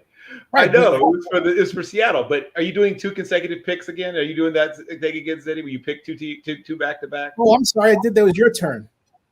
It was your turn. Sorry, I did it again. See, folks, I'm such a draft Nick. I know what every team should have by my estimation, and so I just subconsciously push everybody else out of the way because I'm a rude jack. So anyway, sorry, Bill. No problem. No problem. I was just making sure. I didn't know if we'd shifted the format to Zennie picks twice, and then who knows what happens after that. That's just Zennie landed work. So there you go. Right. So this is a team that has multiple, like most teams, has multiple needs, more than one thing that they could use. But I think this is where my friend Mr. Josh Downs finds his home. They're going to be forced to move on, both due to injury and price from Keenan Allen. So Keenan Allen's about to be, as people like to say, a cap casualty. I think they're going to try to find a way to keep Mike Williams, but they need to get younger and faster. One thing that both of the receivers I just mentioned have in common is that neither one is particularly fast. Mike Williams is, reasonably fast for his size, and Keenan Allen was, even in his prime, was not very fast, and he's not in his prime. So they're going to get appreciably faster by adding Josh Downs from North Carolina. Wow, Josh Downs. How many years do you give Keenan Allen, the great Golden Bear, before he retires? Well, I mean, that depends. Assuming he goes to a good place, I mean, teams that I guess could look to add him despite being older and sort of banged up. I think some of those teams that want sort of an older statesman in the room, maybe Miami, it has a lot of dynamic young receivers, but doesn't have sort of a really, super dependable possession receiver. Maybe he could be that for them. Maybe if he's willing to sign, sort of a cheaper deal, which I guess he may have to if he wants to keep playing. I could even see a team that has been forced to move on from a more expensive player. The Saints are going to be forced to move on from, a guy who had a very large amount of their salary cap in one Michael Thomas. And they have somewhat similar skill sets. Thomas is obviously a little more dynamic, a little more athletic, and obviously younger. But they can't afford to be picky because of their cap situation. So he could, if he's willing to sign for, like I said, basically a 1 year prove it deal as a veteran, that's a team that could maybe afford him if he, plays for close to vet minimum, but with a bunch of, performance-based escalators and things that only kick in if he reaches a certain number of catches or makes the Pro Bowl or whatever. But it'll be a little bit hard for him to find a home. Maybe even the Patriots. Though the Patriots have a lot of other receivers kind of like him, like Jacoby Myers, who's sort of a dependable possession type. But I mean, I think he's the kind of guy that Bill Belichick might warm up to. And because they like working underneath in the middle of the field, he could conceivably find a home there. There's not a lot of people that'll be desperate for an aging possession receiver with injury issues. So that's Josh Downs, the Chargers, but Bill was just talking about the possible history or future, excuse me, of the great California Golden Bear, Keenan Allen, playing in the Sonny Dykes. So moving forward, I took Pete Skoronski, the great Northwestern tackle, for the Baltimore Ravens. That's a Ravens pick. Although this is a pick that I think will happen even with the new offensive coordinator of the Ravens, Todd Monken. And in other words, if Greg Olson had still been the offensive coordinator, I think this is even more logical selection. I am not high on the Ravens' new offensive coordinator, but I won't belabor that. Yeah, well, Greg Roman was a guy that schemed up a lot of really good run stuff, but always struggled at creating spacing in the passing game. They always have problems. You just complained about guys that don't create space for people, don't create open. Well, he also didn't understand. Maybe the worst at that, or really one of the worst at that I've ever seen with Greg Roman. He didn't understand the time passing game. And I made actually videos to suggest to him. I said, hey, instead of remember when they had the 4th and 9 against the Bills in the playoffs, and all they had to do was have the tight end that was once from Stanford. No, that was their first round pick, Hayden Hurst. It wasn't Hayden Hurst, I believe. Hayden Hurst just go out, and instead of going all the way into the end zone, just stop 4 yards, basically 1 yard away. Basically 5 yards away from touchdown, and throw him the ball, and then let him pick up the other yards and get in there, which they could have actually done on 3rd and 9 because they had so many incompletes. But they were trying to throw into the end zone. They weren't getting there. Lamar was missing, and yet the intermediate space that I'm talking about was wide open for the taking. Sure. And so I'm thinking, just have him go out 4 yards, turn around, stop, get the ball, and then rush forward. Why? Because their defenders are basically in the middle of the end zone. They're not even on the close line between the goal line and the 1. It was infuriating, absolutely infuriating. And it's another one of those examples that I think of when I have evidence that a lot of NFL coaches that are brought in to be offensive coordinators don't understand what they're doing from a standpoint of timing and physics and math. I point to examples like that all the time because it's absolutely ridiculous. Multi-billion-dollar company in these football teams, they hire folks that treat these things a lot of the times like they're glorified PE teachers, and they're not. Moving along. So that's Bill had his pick and did say his pick for the Ravens. And Bill, can you repeat that, please, so I can get that right? I mean, not the Ravens. I'm sorry. No, that was your pick, Zennie. You picked the Ravens. I just talked about Skoronski, and that's how I got off on it. The next pick, I'm trying to resist myself from moving ahead. Anyway, that's why I pointed to Bill. Was or is for, as you can see on the board there, the Vikings. Bill? Yep. The Vikings are yet another team that could use a corner, and they're beyond thrilled to see that Cam Smith is still available. So Cam Smith from the University of South Carolina, some people's number 1 corner, some people's number 3, some people's number 2, some people's number 4. It's a very deep and very diverse group of cornerbacks. And I think there's going to be a lot of them going in the first 50 picks. I could see 6 or 7 corners amongst the top 50 selections. There we go. It's a special group. The Vikings, who gets to be coached by by who is their new defensive coordinator, Brian Flores. Flores, right? Yeah, that's exciting. Wow, It's very exciting for everybody. Yes. Yeah. And now we come to the organization that's fast becoming one of my favorites because of the owner and his son, in part, the Jacksonville Jaguars. And so the Jacksonville Jaguars, I believe, are in need of a defensive end that will help get them to the promised land. And so I'm sending them the help of the great and glorious Isaiah Foskey of Notre Dame. Oh, okay. Yeah. Okay. I can see that. Isaiah Foskey of Notre Dame. Yeah. He's the guy that needs to put a little more sand in his pants, as I like to say.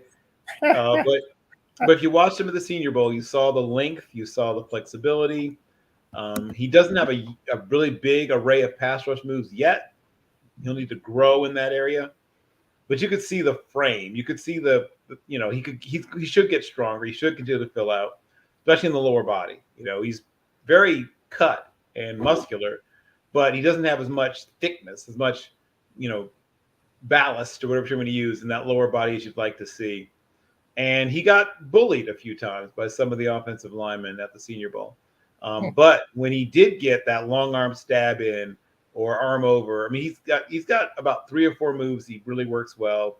He's got a nice little stab rip, the long arm stab. He's got a little bit of a chop.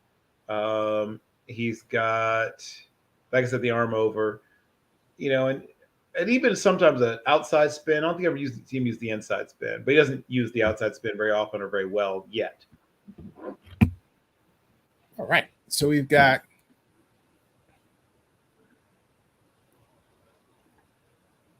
the next pick actually goes to you, Bill. And that would be, I didn't make a mistake this time, the New York Giants, the G-Men. It is the New York Giants. The New York Giants are going to continue to build their offensive line, which admittedly was better last year than the year before, but they're going to face some really good defensive lines, including Philadelphia's, which is, just added Miles Murphy. So I see them taking Osiris Torrance, the best guard in this class. And though some people don't believe in taking guards in the first round, Osiris Torrance is special. He just was dominant throughout the reps at the Senior Bowl. You watch him on tape, and though Anthony Richardson may have had complaints about his wide receivers and tight ends, and even maybe his tackles, he could not complain at all about his guard play, particularly Osiris Torrance, who did a great job protecting him. All right, so Cyrus Torrance, New York Giants. It's Osiris, so it's O apostrophe. I apologize. Cyrus. Thank you, Bill. Sorry about that. Yeah, right. Yeah, sorry. I thought I have it on the rankings, and I guess I should have tossed it in the. But yeah, it's sort of a play on words between the name Osiris, right? Yeah. But it's a play on the words of the deity Osiris. Osiris. I thought that was something his girlfriend might say to him. But anyway, moving along. All right. We have. Oh boy, the Dallas Cowboys. Mm-hmm. The Dallas Cowboys. Well, actually, it is something his girlfriend would say to him. That's his name, right? Yeah, his name is Osiris, and like I said, it's sort of a play on words. Yeah. So as I was saying, all right. Now, it's not like Zennie or something. I can imagine having that in my name. Anyway. Thank you, Mom, for not, it would never mind. The whole point is moving along. All right. We've got trying to inject some humor into this thing, folks, but it's failing. Yeah. It is. Bill's right. I'm failing. So a big F, Bill. Big F, or I'll take the L as that. Well, the grades haven't been turned in yet. Let's just say an incomplete at this point. No, I'll give myself an F for that one. I've done better. Moving along, the Dallas Cowboys are on the clock at 27, and that comes to me. And so how do I make the organization and Mr. Jones and his son happy? I make them happy by picking a player that I believe they need that will fill a void between them and the Lombardi Trophy. And I believe that void can most easily be filled by having a defensive back, in this instance, Clark Phillips III of Utah. Yeah. The Cowboys have a lot of great line people, okay? And I think Dan Quinn has done an excellent job at putting them in the right place more often than not. But they really thrive with healthy defensive backs. And for whatever reason, their DBs tend to get injured, quickly along the season. And it's great to really have depth and talent. So you get depth and talent where you can. Clark Phillips really fills that void. And I like the fact that he's played against some challenging competitors. What do you say about Clark Phillips? Super high character, super high football IQ, and experience playing both outside and over the slot. So he can play multiple positions.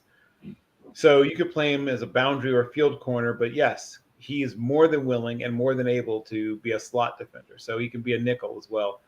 Versatile. I mean, there's nothing that you can. I mean, he's not the biggest cat in the world, but he's big enough. So that's the only, I guess, real knock is that some people, if you like the Seattle corners, guys who are 6'1" or whatever, he's not your kind of guy. But everything else that you could want, he's got. He can hit. He could definitely hit, and he can think. I like that. Yeah. I like thinkers. Yeah, and he could think about hitting you. Yes. Yeah, that's also true. Yes. Yeah. I think that makes up for my other one. Anyway, moving along. There you go. Moving along, folks. We've got on the board, as you can see, the Buffalo Bills, and that comes to Bill Carroll. So I think the Bills are going to have to move on from one of their two terrific safeties. They have two great safeties, but they can't afford to keep both of them.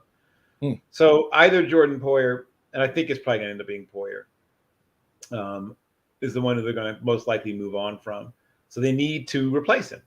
And I think the person who's most likely to be able to step in, because Poyer could do what? He could play over the slot. He could play either free or strong. The only player that I think has the ability to do all those three things at a high enough level to play early in his career is Brian Branch from Alabama. So I think Brian Branch finds his way to the Buffalo Bills. I've seen some people mock running backs there, and I get it. They're, running back by committee system has not always worked. I think they do like James Cook and Devin Singletary, and I think eventually one of those guys becomes sort of the lead back, and they sort of begin to slowly move away from having Josh Allen be so much involved in the run game. But frankly, running backs, because we talked about it, are guys that most teams think about taking in the middle rounds or even later as opposed to in the first round. And the real pressing need, like I said, is so much of what they do on defense. I mean, unfortunately, we know about DeMar Hamlin's situation. We all would love to see him play again, but that's not the priority right now. So they've got some work to do in, replacing, like I said, most likely Jordan Poyer. I don't think they'll be able to figure out a way, unless Jordan Poyer is willing to take a significant pay cut. But he's a 31-year-old who is fairly expensive and, a free agent. So having lost him in free agency, and I don't think he's coming back. Every once in a while, a team will manage to bring back one of their own free agents, but I don't think it's happening. I think he's signing elsewhere. So Brian Branch is, 10 years younger and way cheaper. Height again? Could probably come in a little over 6 feet. It'd probably measure in about 199, 197, somewhere around there, and probably 6 feet and 1/8. And we've got him right here, folks. And there we go. Boom. Brian Branch, Bills. There we go. And so we are now at the Bengals, Cincinnati Bengals, the great Bengals on the clock, and that falls to me. And I have watched in horror as the Bengals have tried to replicate their success with that passing game asking their offensive linemen to, with bad footwork, retreat more than they should. So I'm going to go and get an offensive guard that I believe can help them both at guard and in a pinch at tackle. But because I believe they already drafted for tackle, if I'm not mistaken, and brought them in. But Andrew Voorhees from USC is sitting right there. USC has brought in some great offensive lines to the NFL draft, well, over its history, but also in particular of late. And this is certainly no exception. In Mr. Voorhees, who happens to have the same last name as Jason Voorhees, which quite just might mean they call him Friday the 13th. Just guessing. Andrew Voorhees. And here's the other thing. They were forced due to injury to take Hakeem Adeniji and play him back at right tackle, which I think is his more natural position anyway. So by bringing in Voorhees, that means he can move in to guard.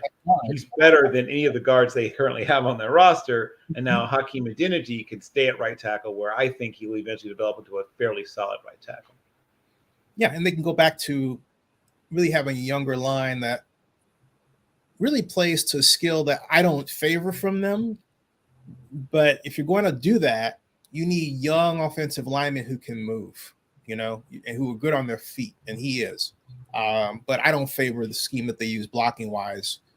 And I might share that with a certain person that I know when I see them, if I see them at the NFL annual meeting. At any rate, moving along, we now come to the Niners. No, the Saints. Yeah. I was fooling you thinking that I was going to get it wrong again, but no, I didn't. I thought this time, right? But the Saints come marching into the lair of Bill Carroll. What say you, Bill? Okay, so this time for real, I think Anthony Richardson finds an NFL home. And you're not gonna. No. And so two things. Two things. One is it gives them the ability to trade, because there's going to be some trade value to be had in at least one of the quarterbacks they currently have on the roster. And I believe the more attractive one, trade value-wise, is Jameis. I think there's people who still believe in Jameis. I think people have seen all that Andy Dalton is. And I believe in Jameis. Right, you're one of them. I'm sure if you're an NFL GM, you'd be calling once you see them draft a young quarterback. And so I think Dalton will be kept as a mentor / bridge, while Jameis, who I believe wants to be a starter, will be on the marketplace. And I believe there'll be teams that will pick up the phone, right? I mean, if you're the Jets, you certainly should at least investigate Jameis. That's a team that's not far away from being a legitimate Super Bowl contender. They have a terrific defense. They've got pieces on offense, good young running backs, terrific young receivers. I think they're a quarterback away from being a dangerous team, because if they fix the quarterback position, I don't see how the Patriots hold them off anymore. And now it's just down to them and the Bills going forward. And the Bills are going to have some tough decisions to make regarding, as I just mentioned, regarding the cap this year and even next year, about who stays and who goes. So the Jets could be in position to pounce if they can just fix the quarterback position. If they were to get their hands on guys like Jameis, I could see them being, like I said, a real handful. Now, why Anthony Richardson? Because he's the best one left. There's only two quarterbacks I really believe in. They went, a while back, and they didn't go in the order I expected, but they went a while back. And then Levis went, right? So now we're down to the fourth of four guys that have at least the potential to be NFL starters. The other quarterbacks in this class, though there's one or two I still like more than most, are seen as spot starters, backups, or practice squatters, even in some case, some of these guys.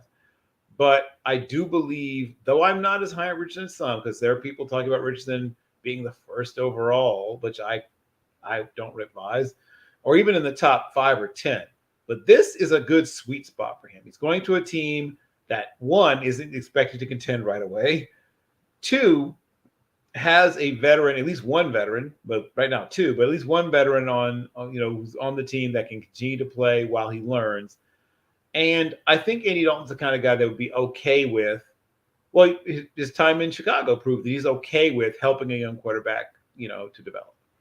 And actually, Anthony Richmond's very similar in a lot of ways to Justin Fields. Explain to me why it makes sense to you to trade away Jameis Winston, because I think it's nuts. Because they're probably going into a darn close to full rebuild then. And they need to think what they're going to do rather than what they should do. Well, I'm saying what I think it's both. I think it's both what they should do and what they will do. They still have some cap issues that moving on from Jameis would help. And drafting a young quarterback. His contract is only $15 million. You can restructure it. Oh, I know that. Restructuring contracts. I'm saying they can get even cheaper at the position. Is what I'm saying, and younger. And teams love getting younger and cheaper at the same time, Zennie. But my point is, no one explains, and I need to nail this down because it is not logical to me. Moving on from Jameis Winston, I'm sorry, Bill. It just sounds. This is the one thing, and disclosure. I've been a Jameis Winston fan since I heard him referred to as a chosen one in college. Right, it's forever. Right, and a lot of people are contaminated. The country is contaminated for the most part, even folks who look like me, by white media press about Jameis, which has turned out to be fraudulent. Jameis Winston, I'm not going to go out on a total rant, but I will say this: he has been hampered even by people who are paid to represent him. In the Uber case, where his manager, who actually called and said, this person said to me, I am not authorized to talk about him for legal reasons, which means he was sued, and for good reason. He's the person that put Jameis in the car and then told the Uber driver he had $1 million client. She had $1 million client in the car with her. In other words, hanging him out to dry all by himself when he had a little bit to drink, okay? That's just one of a number of people who have been in Jameis's so-called inner circle, but have turned around and basically treated him inappropriately to get money for themselves, like putting out bad information about him, as another publicist did, who was supposedly in his team, and giving it for the money, Bill, to press. You hear what I'm saying? Okay? I can go on and on and on. Jameis Winston has been treated like crap, and so there's this narrative that has been filled up around him. Why? Because he's a black quarterback, because he insists on being black, all right? He didn't go to Alabama, unlike where people wanted him to go, and he's from Bessemer, along with where DeMeco Ryans is coaching now. And on top of all that, the man, when given the chance in the right offense, a ball control passing offense, which he has only played in once in his career, once, under Sean Payton and the Saints, flourishes, okay? And it's proven that he can sell in any offense, even ones that are badly designed to make him look bad, and he plays through them on injury with a bad eye and a bad ankle, which was the case when he was playing for the Buccaneers during his 30 for 30 year, okay? And then he goes to the Saints, and guess what? The Bucs allegedly take out a bounty against him to get him injured, to get him out of the game. This is the stuff that this man has been through, where if we had true investigative journalism again, the people involved in this would be made to look bad, if not bounced out of the industry entirely. You hear me? Entirely. That is why I am so adamant about Jameis, and I'm not buying this stuff about he has to be traded or anything else. In fact, this guy was at Mardi Gras last week, no drinking, acting like the mayor of Las Vegas, the mayor of New Orleans. I'm thinking because I want to be the mayor of Las Vegas. But the whole point is, this is this narrative that comes up about him that has to be destroyed. It's like destroy all monsters, because it is a monster. Jameis's people know it. They've credited me for breaking the story that the whole Kinsman thing was actually a fraud. All right. Some people are thinking about filing suit. All right. This is serious business I'm talking about the directed and concentrated and organized destruction of a player. All right? Or trying to do it. And I refuse to play along with it. I really do. He deserves to be in a situation where, like last year with the Saints and Dennis Allen and Bill Pete Carroll, the offensive coordinator, Carmichael. In that situation, they deliberately put him in a passing offense and a passing depth. They never ran the rest of the year. They only ran it. He got injured, broke his back, hurt his foot. They brought in Andy Dalton, changed the offense. John Ziegler pointed this out, had a passing chart. He covers the Saints, had a passing chart for Dalton and for Jameis. And you could see the difference. It was glaring. They were having Jameis throw deep. All right, but not Dalton. Not Dalton at all. It's scandalous. Something the NFLPA should look, Maurice, and I'm glad that you go from 8 people, they don't want me to hear me say this, and they leave. I don't care. You got to hear the truth on this, folks, because, too many of you have been, and I'm going to say this straight out because it's true, you've been brainwashed, all right? You've been straight up brainwashed about this stuff, okay? And it's affected your brain. And I'm saying this on Black History Month, this stuff's got to stop because we hurt ourselves when we start repeating it. Everybody has entitled to their opinion. I get that. People are very talented who make these assessments, like Bill, far more talented than I am. But when it comes to investigative media, that's me. They have treated him bad. He is a great quarterback who deserves to be in the right situation. And it can be with the Saints if they get their mind right. I even wrote one of the members of the Saints family about this. Okay, I'm talking about the Bensons. I'm tired of this stuff. It's got to stop. Sorry, Bill. But I just, the party line sometimes is impacted by a racism that it just has to go away. It really does. And everybody talks about that with Jameis and the Saints or anybody else all the time. So there you go. This is what makes Zennie62 Media great. The good news is I think Jameis may land in Las Vegas, which I think is a better situation all the way around. Yeah, is that breaking news?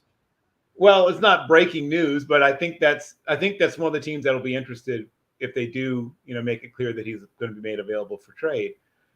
So let's answer my question. Let's talk about this for a second. Sure. Make the case for the Saints keeping Jameis. I mean, the case for keeping Jameis is that he's the guy that gives you a chance to get big plays in the passing game and not just dink and dunk your way through everything pretty much. And after a while, defenses realize what you're doing and they start to shrink everything and it gets, the noose tightens, right? And that's what you saw last year when they realized that Andy Dalton is either unwilling or unable to challenge deep down the field. They stopped respecting anything deep down the field. They got a couple of big plays to Olave through the season, and what's his name? Shaheed Muhammad. But they didn't get anything close to what they could have gotten from those two if Jameis was the starting quarterback. And and here's my question to you. Dennis Allen, because if you go to oaklandnewsnowblog.com and types Dennis Allen, you can actually see they automatically come up the videos, okay? Dennis Allen said that Jameis was later healthy enough to play, and yet he wouldn't play him. He never explained why. And when all year long on Twitter or even off Twitter, beat reporters and I were discussing why Dennis Allen would not honestly and directly address the Jameis Winston situation. There's clearly something there, okay? Mm-hmm. And yet no one talks about it, and it hangs out there. Jameis doesn't seem like he's in bad shape. I know privately that there are people from Jameis camp who want him to go someplace else. All right. Right. Yep. So my point is but see that begs the question, Bill. There's this big question mark, right? What really happened? They say, I'm told, they're unhappy that Dennis Allen didn't tell them the truth. Dennis Allen said to Jameis Winston, they had a big conversation before the season. He was going to be the starter, and he was brought in to be the backup. All right. Right. And that was originally, Jameis Winston's father told me, and then later said, say this on the record, because he put this on the record to me, that they told him and Jameis that Andy Dalton would be the backup and that Jameis would get his job back when he was healthy, okay? And then didn't do that. So they don't see, and I'm saying this on the record, they do not see Dennis Allen as a person they can trust. Right. And that, all right, in my mind, they should move on from playing for someone they don't trust. I don't think the relationship is reparable. That's why I'm making this trade or putting this trade. That's all I need to know. That's all I need to know. Yeah, that's what I need to know, because there's a lot there that, and I've said this before. You heard me say it, much to the tiring of your ears. that it's weird that an organization like the Daily Caller spends its time covering Jameis Winston. The Daily Caller is a conservative blog. It is. And that's weird. Okay. All right. And see, every time I mention it, we had 6 people watching, then 2 dropped. Okay. No one wants to hear it, but I don't care. All right. The truth is good medicine for you. The truth is good medicine for you. All right. In all cases, just like the Wuhan case, where 11 months ago, I told you all, everybody, that there was evidence that just by the distance from where the Wuhan lab is located to the market, 26 minutes by drive, and yet the market was the first place where the COVID-19 pandemic started, that, hey, that's where it started from. Well, so guess what? The Energy Department agrees with me. All right? This is ridiculous, folks. Investigative media. Do it. Now, moving along, since I'm now tired of hearing myself talk. Bill has picked Anthony Richardson with the Saints, who, I will say this, if he's brought in, I think Anthony's best situation would be to back up Jameis and learn from him, because Jameis is good enough to be the starter, but Richardson has such a level of talent that he'll be pushing Jameis and vice versa. And it'll be, be like, Bill, iron sharpens iron. Sure. Iron, I don't disagree with you, but the Saints need picks, and the Saints need to still further move some stuff around to create some more cap space, if at all humanly possible. And while Jameis is now on a very reasonable contract, he's still making more than Dalton. So yeah, he's worth more. Right. Which is why, if you're going to trade one of them, you're going to trade the one that's going to bring you back more. And the person that, I reset the contract. I wouldn't. I view Jameis Winston as an undervalued guy in a world that thinks that Derek Carr is worth $35 million, and yet Derek Carr statistically doesn't have a better season than Jameis Winston, or better career than Jameis Winston. Oh no, I'm agreeing with you. Well, I mean, he's got a higher completion percentage and a better touchdown to interception ratio, but I mean, they're comparable players, certainly, and people don't discuss them as if they're comparable. I would say, right. I think that's how I would describe it. And you know who the authority on this is my friend, author one-on-one, who's been on this show twice. Have you met him? Depends. What's the name?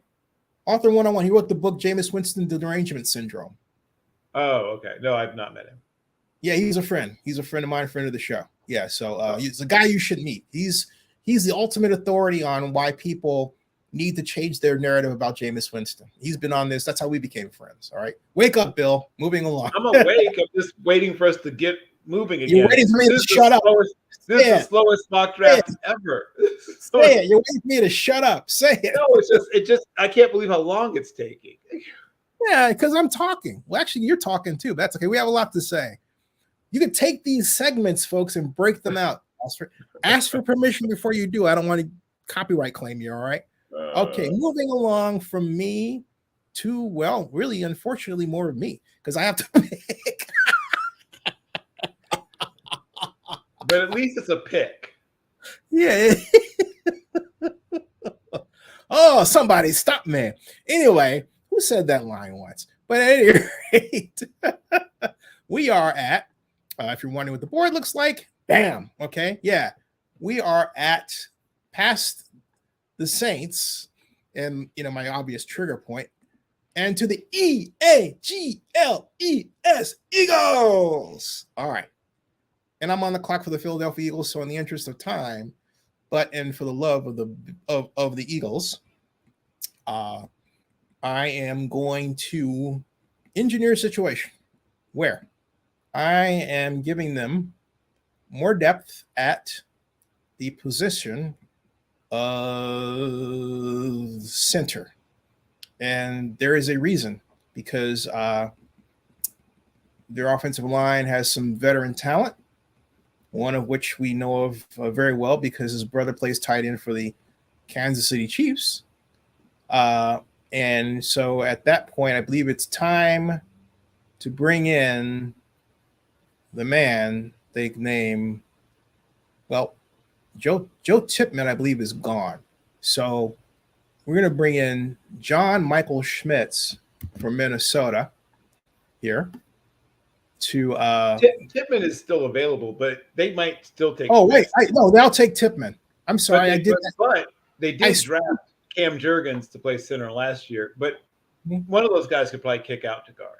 Well, if they take Jurgens last year and he's there, then that would be an illogical pick. So I'm still on the line, so I'm going to go to guard. Okay, I don't mind being corrected. This isn't about being right, folks. It's about producing a show so that we can exchange on what might happen. That's the idea. The idea is to have an exchange. Correct. Oh, and by the way, Big Data Bowl, I will have my review of the Big Data Bowl choices. You're gonna love it later, okay? Yeah, I love the Big Data Bowl. Yes. Now, we have Nick Broder, Layden Robinson of Texas A&M at guard is available. And so I will send Layden Robinson here to the Eagles. There. And Isaac Seumalo is a free agent. So they most likely are going to lose him to free agency. I mean, once again, sometimes a guy doesn't find a deal he likes in free agency and comes back, but I think there'll be a marker for Seumalo. I think the Texans will like him. There's some other teams, have some cap space. The Bears, right? What position did their current GM play when he was at Boston College? Right next to Marco, what was his name? Costanza? Yeah, guard. Right. He played guard. So he values guards more than some other GMs do, because he being a former guard, realizes the position is an important one, particularly for the kind of offense they're going to be employing. So they very well are likely to use the greatest guard in NFL history. Arguably. You asking me who I think was the greatest guard in NFL history? Yeah. I would say probably Larry Allen, but there's some other contenders in there. Gene Upshaw. Gene Upshaw's up there too, yeah. Yeah. I mean, those guys are close together in my mind. Jim Parker, who also played some tackle. Larry Allen, who also played some tackle, but was much better at guard. Tom Rafferty. I don't have Rafferty that high, but one, he wasn't. Yeah, but he wasn't devastating. I mean, I'm talking about guys like Jim Parker, and you mentioned Upshaw, and good God, Larry Allen.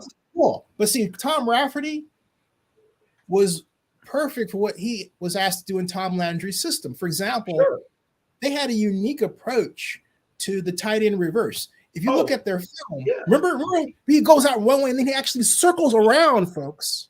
He's a fantastic technician, but I mean, the guys I'm talking about are Hall of Famers. He's never going to even sniff the Hall of Fame. I think he would. No. I mean, he's never even gotten to the quarterfinalist phase, Zennie. I mean, he's never come close. The other guys are in. I'll put, you know what I'm going to do? I'm going to ask Drew Pearson. I'm going to ask Roger Staubach. I'm going to ask these guys in person. I'm going to ask Thomas Anderson. His teammates are going to tell you, I mean, but they're not exactly objective. I mean, but they're also Hall of Famers, and they're not, okay, yeah, right. But they're homers. I mean, they played with this guy. So okay, fine. Out. Okay, you okay? I'll go. Rafferty's a fine player. I'm just saying he's tiers, multiple tiers below the guys I'm talking about. He's below Faneca. He's below Wisniewski. He's below a bunch of guys. But was he very good at what he did? Of course. That's right. But he was a technician. Right. He's a terrific technician. I could not agree more. But the Cowboys the guys I'm talking about are Hall of Famers. The Cowboys under Tom Landry were one of the few teams in history to employ both a zone blocking and a man blocking system, and sometimes plays where they were actually mixed. That's why I love the Dallas Cowboys. They were doing this back in 1968, folks. Yes. The Cowboys They've always been, they were ahead of the curve. Well, at least in those days, they were much ahead of the curve, yeah. The Cowboys' 1968 playbook bill makes the playbook of current NFL teams look like a high school playbook in its complexity. It was extremely complex to the point that it sometimes overwhelmed some of their players. Thank you for making my case for me. That's all I'm saying. This is the kind of argument people have at like the Pro Football Writers Association or UK. So there's never a consensus. You argue about it, and the best argument wins or something like that, or maybe I don't know the biggest. But maybe there's things to like about guys like him, but he's a guy he's never going to even come close to making the Hall of Fame. Because people recognize he was a good player, but I don't think he ever was even an All-Pro once.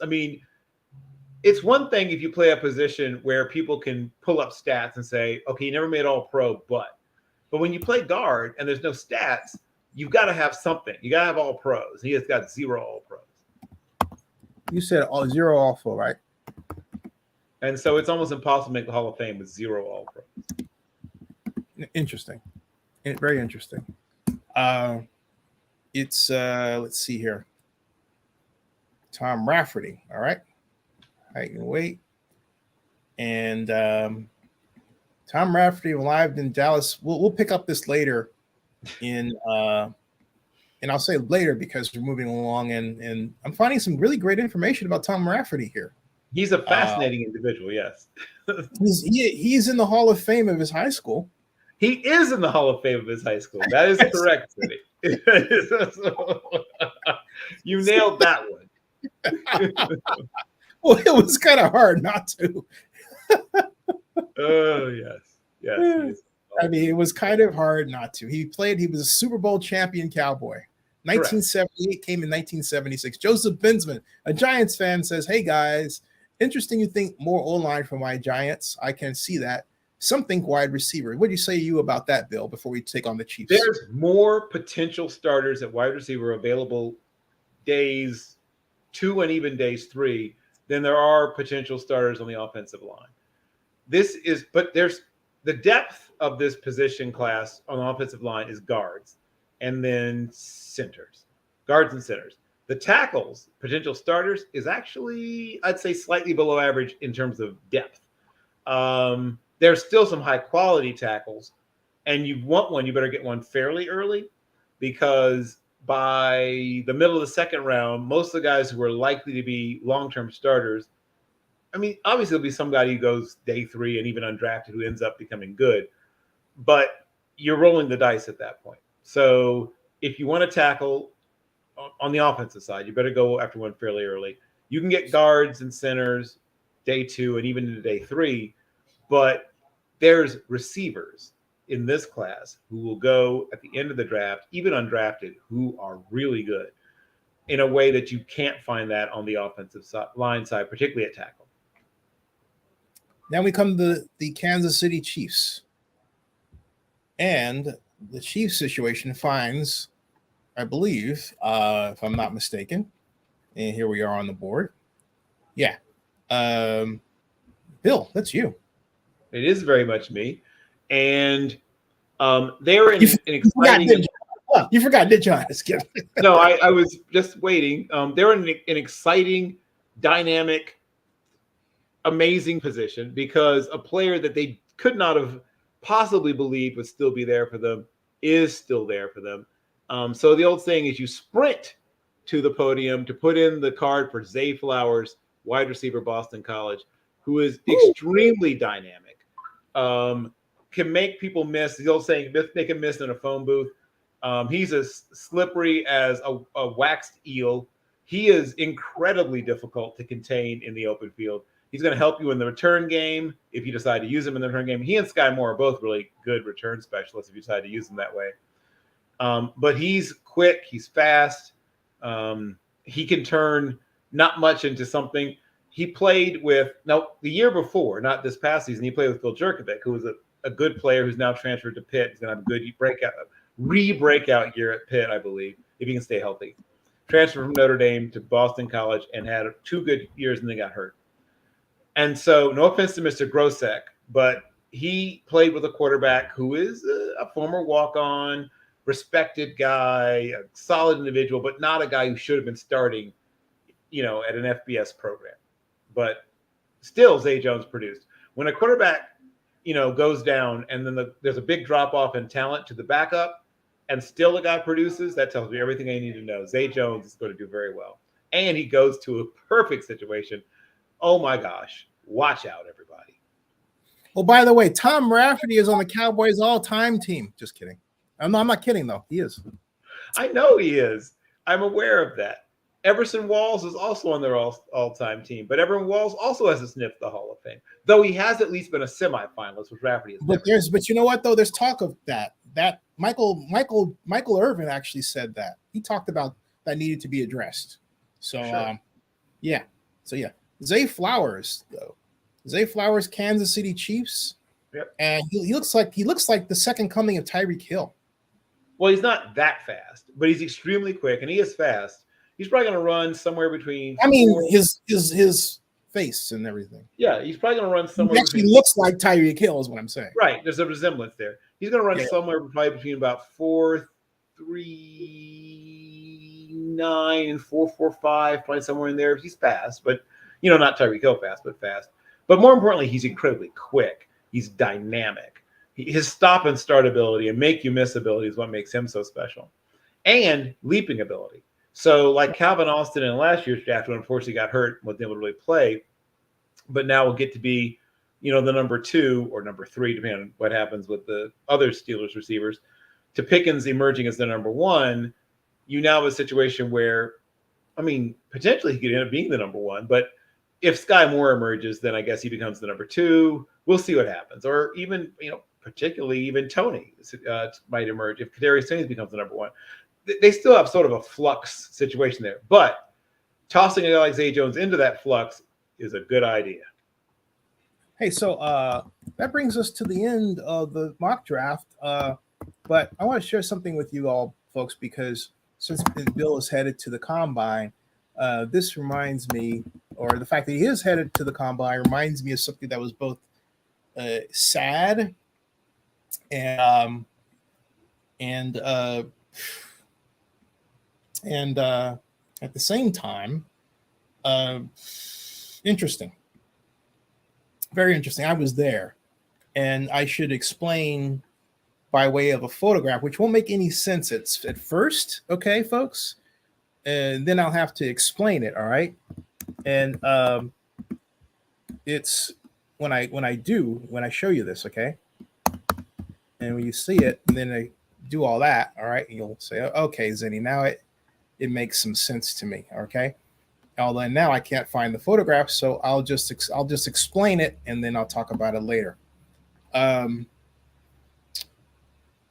moment for me at the NFL Combine was when I was sitting in the Marriott, which is the hotel, and at this lounge, there's these screens that are up, okay? You can look at TV screen here, TV screen there, TV screen there.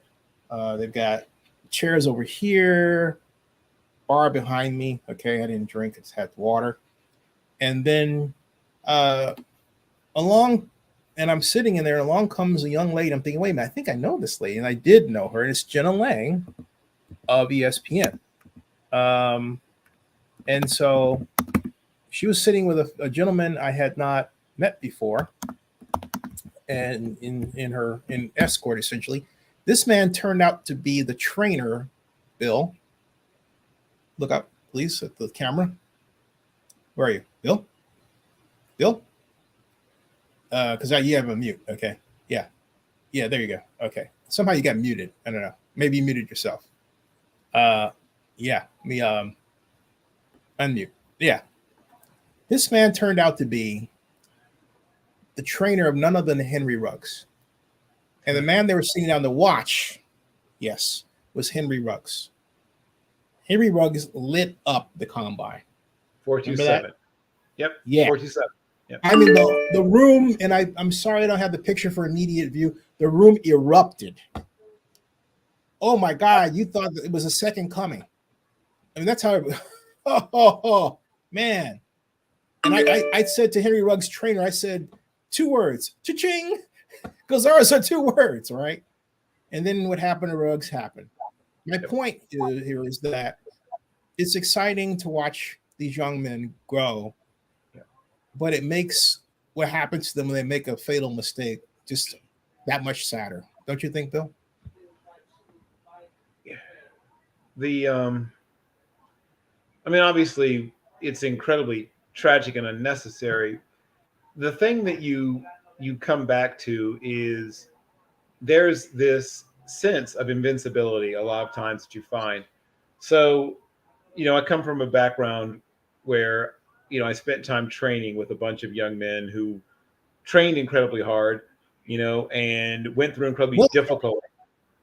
Yeah. Yeah, right. Ranger school, airborne school, air assault school, all that good stuff. And Bill served us and represented the country. And so one of the things you would find, okay, well, that was, thank you. That was not where I was supposed to be going. I always do that. But one of the things that you find is very often those young men take their sort of sense that they can do and accomplish anything too far. And so we would have a lot of blocks of instruction on drinking and driving at excessive speed, because unfortunately, one of the major causes of death in young soldiers is car accidents and motorcycle accidents. And part of it is because of this sort of the routine and boredom that sometimes comes from military life, and the fact that the bars, that are near military bases, all of these, if you come in uniform 2 for 1 or all kinds of things, that kind of thing. To encourage, unfortunately, binge drinking in young people, mostly young men, but sometimes young women. And once again, I mean, the number of young women is growing, unfortunately, in terms of that, but also just the percentage they are in the military, has gone up steadily over the last 50 years, where it was, I think, something like less than 3%, in 1973, and now it's 20 something percent. It's gone up like 900% or something. But getting back to the point, that confidence, that sense of invincibility, unfortunately causes them to make really poor choices. So a lot of the information and training that you're given during basic and even after that is to get you to realize that you're not invincible, that you're not, and more importantly, it's, you have a responsibility, even if you think you're capable of doing whatever, to not take that chance, because in addition to your own life, you can affect the lives of others. Well said, Bill. Bill, we will catch you tomorrow for a preview, but I think at some point you have to shuffle off the Buffalo, right? At some point I will, but yes, I'll carve out some time tomorrow. Yeah, just a short one, not necessarily another mock draft, but a preview, because he's headed to the combine. All right. But anyway, folks, it's been 2 hours and 30 minutes and 43 seconds and counting of fun. And I thank you, Bill, for tolerating my presence. No problem. And I definitely look forward to. Oh, one thing, folks, I wanted to encourage you to go to Zennie62.com when you can, and for a specific and very special reason, okay? I want to present to you real quick a new service that we're offering. So if you are, just trying to get your message out there, and hey, so maybe you spend $100 on a press release, but you go to this company like Issue Wire and they don't get your press release out on time, right? They make you wait, okay? Which they shouldn't do. They don't get back to you and they don't call you and you can't call them and they're in another country and all this other stuff, right? So you're frustrated. Don't worry. There is an alternative. And we provide that alternative at Zennie62. So if you go, this is Zennie62. This is Bill's page, right? So if you actually went to Bill Carroll's page on his draft for his draft board, if you see the scroll, if you see this menu up here, all right, all you have to do is go to there's our section right here. There's the blog network. There's our combine portal, which I want you to for NFL draft and NFL combine web portal, right? And you go there, right? And click on it. And there's an ad, which is a great thing because it makes money for us. That's great because we're all about making money to keep this for-profit business going. And there's that. Okay. But at the bottom of it will be a place where you can go there and quite and purely simply buy a vlog. You heard that you can buy a vlog. And I will have it in this area here. Obviously, I haven't stored it here yet. I had stored it over at the other site, but I'm going to do that when I get off this as soon as possible. But the point I'm making is that you'll be able to buy a vlog for $50. So if you want me to make a vlog for you, a shout out, it's tax deductible because it has to be something that you're promoting either yourself or your company. You can request a vlogger like Bill here to do the same thing. Money goes to him. Okay. You can also buy, there's tiers. For $200, it would be a vlog and then a 500-word blog post. And the posts that we make, they go automatically to our other blogs in our YouTube network, our blogger network from our YouTube channel, automatically converted, and then our social media connections too, all within a matter of seconds. That's our new service. Oh, and by the way, if you want a blog post of 1,000 words and a vlog, that's $600. So there is a tier, folks. $50, $200, $600, a new product, all ready to go on PayPal with the buttons. I'm just going to put them in the right place. And so if you look around, you see these buttons at the bottom. They'll let you know why, but I'm letting you know why they're there too. All right. Thanks, Bill. Folks, stick around in the background, folks. And that brings us to the end. Subscribe to Zennie62. Bookmark OaklandNewsNowBlog.com. And hey, by the way, we also would appreciate your monetary tips too. That keeps us going. And again, they're tax deductible if you ask us to promote you. Oh, okay. Yeah, you didn't know that, Bill? IRS Rule 528, folks. Got it. Yep. Yeah. Even if for a for-profit, it's tax deductible. Ain't that cool? And I'm proud to say that for the 4th year in a row, Zennie62 Media is officially a Delaware C corporation. He's got stock. I've got stock. The family has stock. We're a family. Not like The Godfather. All right. See you all. Yep. Live long and prosper. That ends this.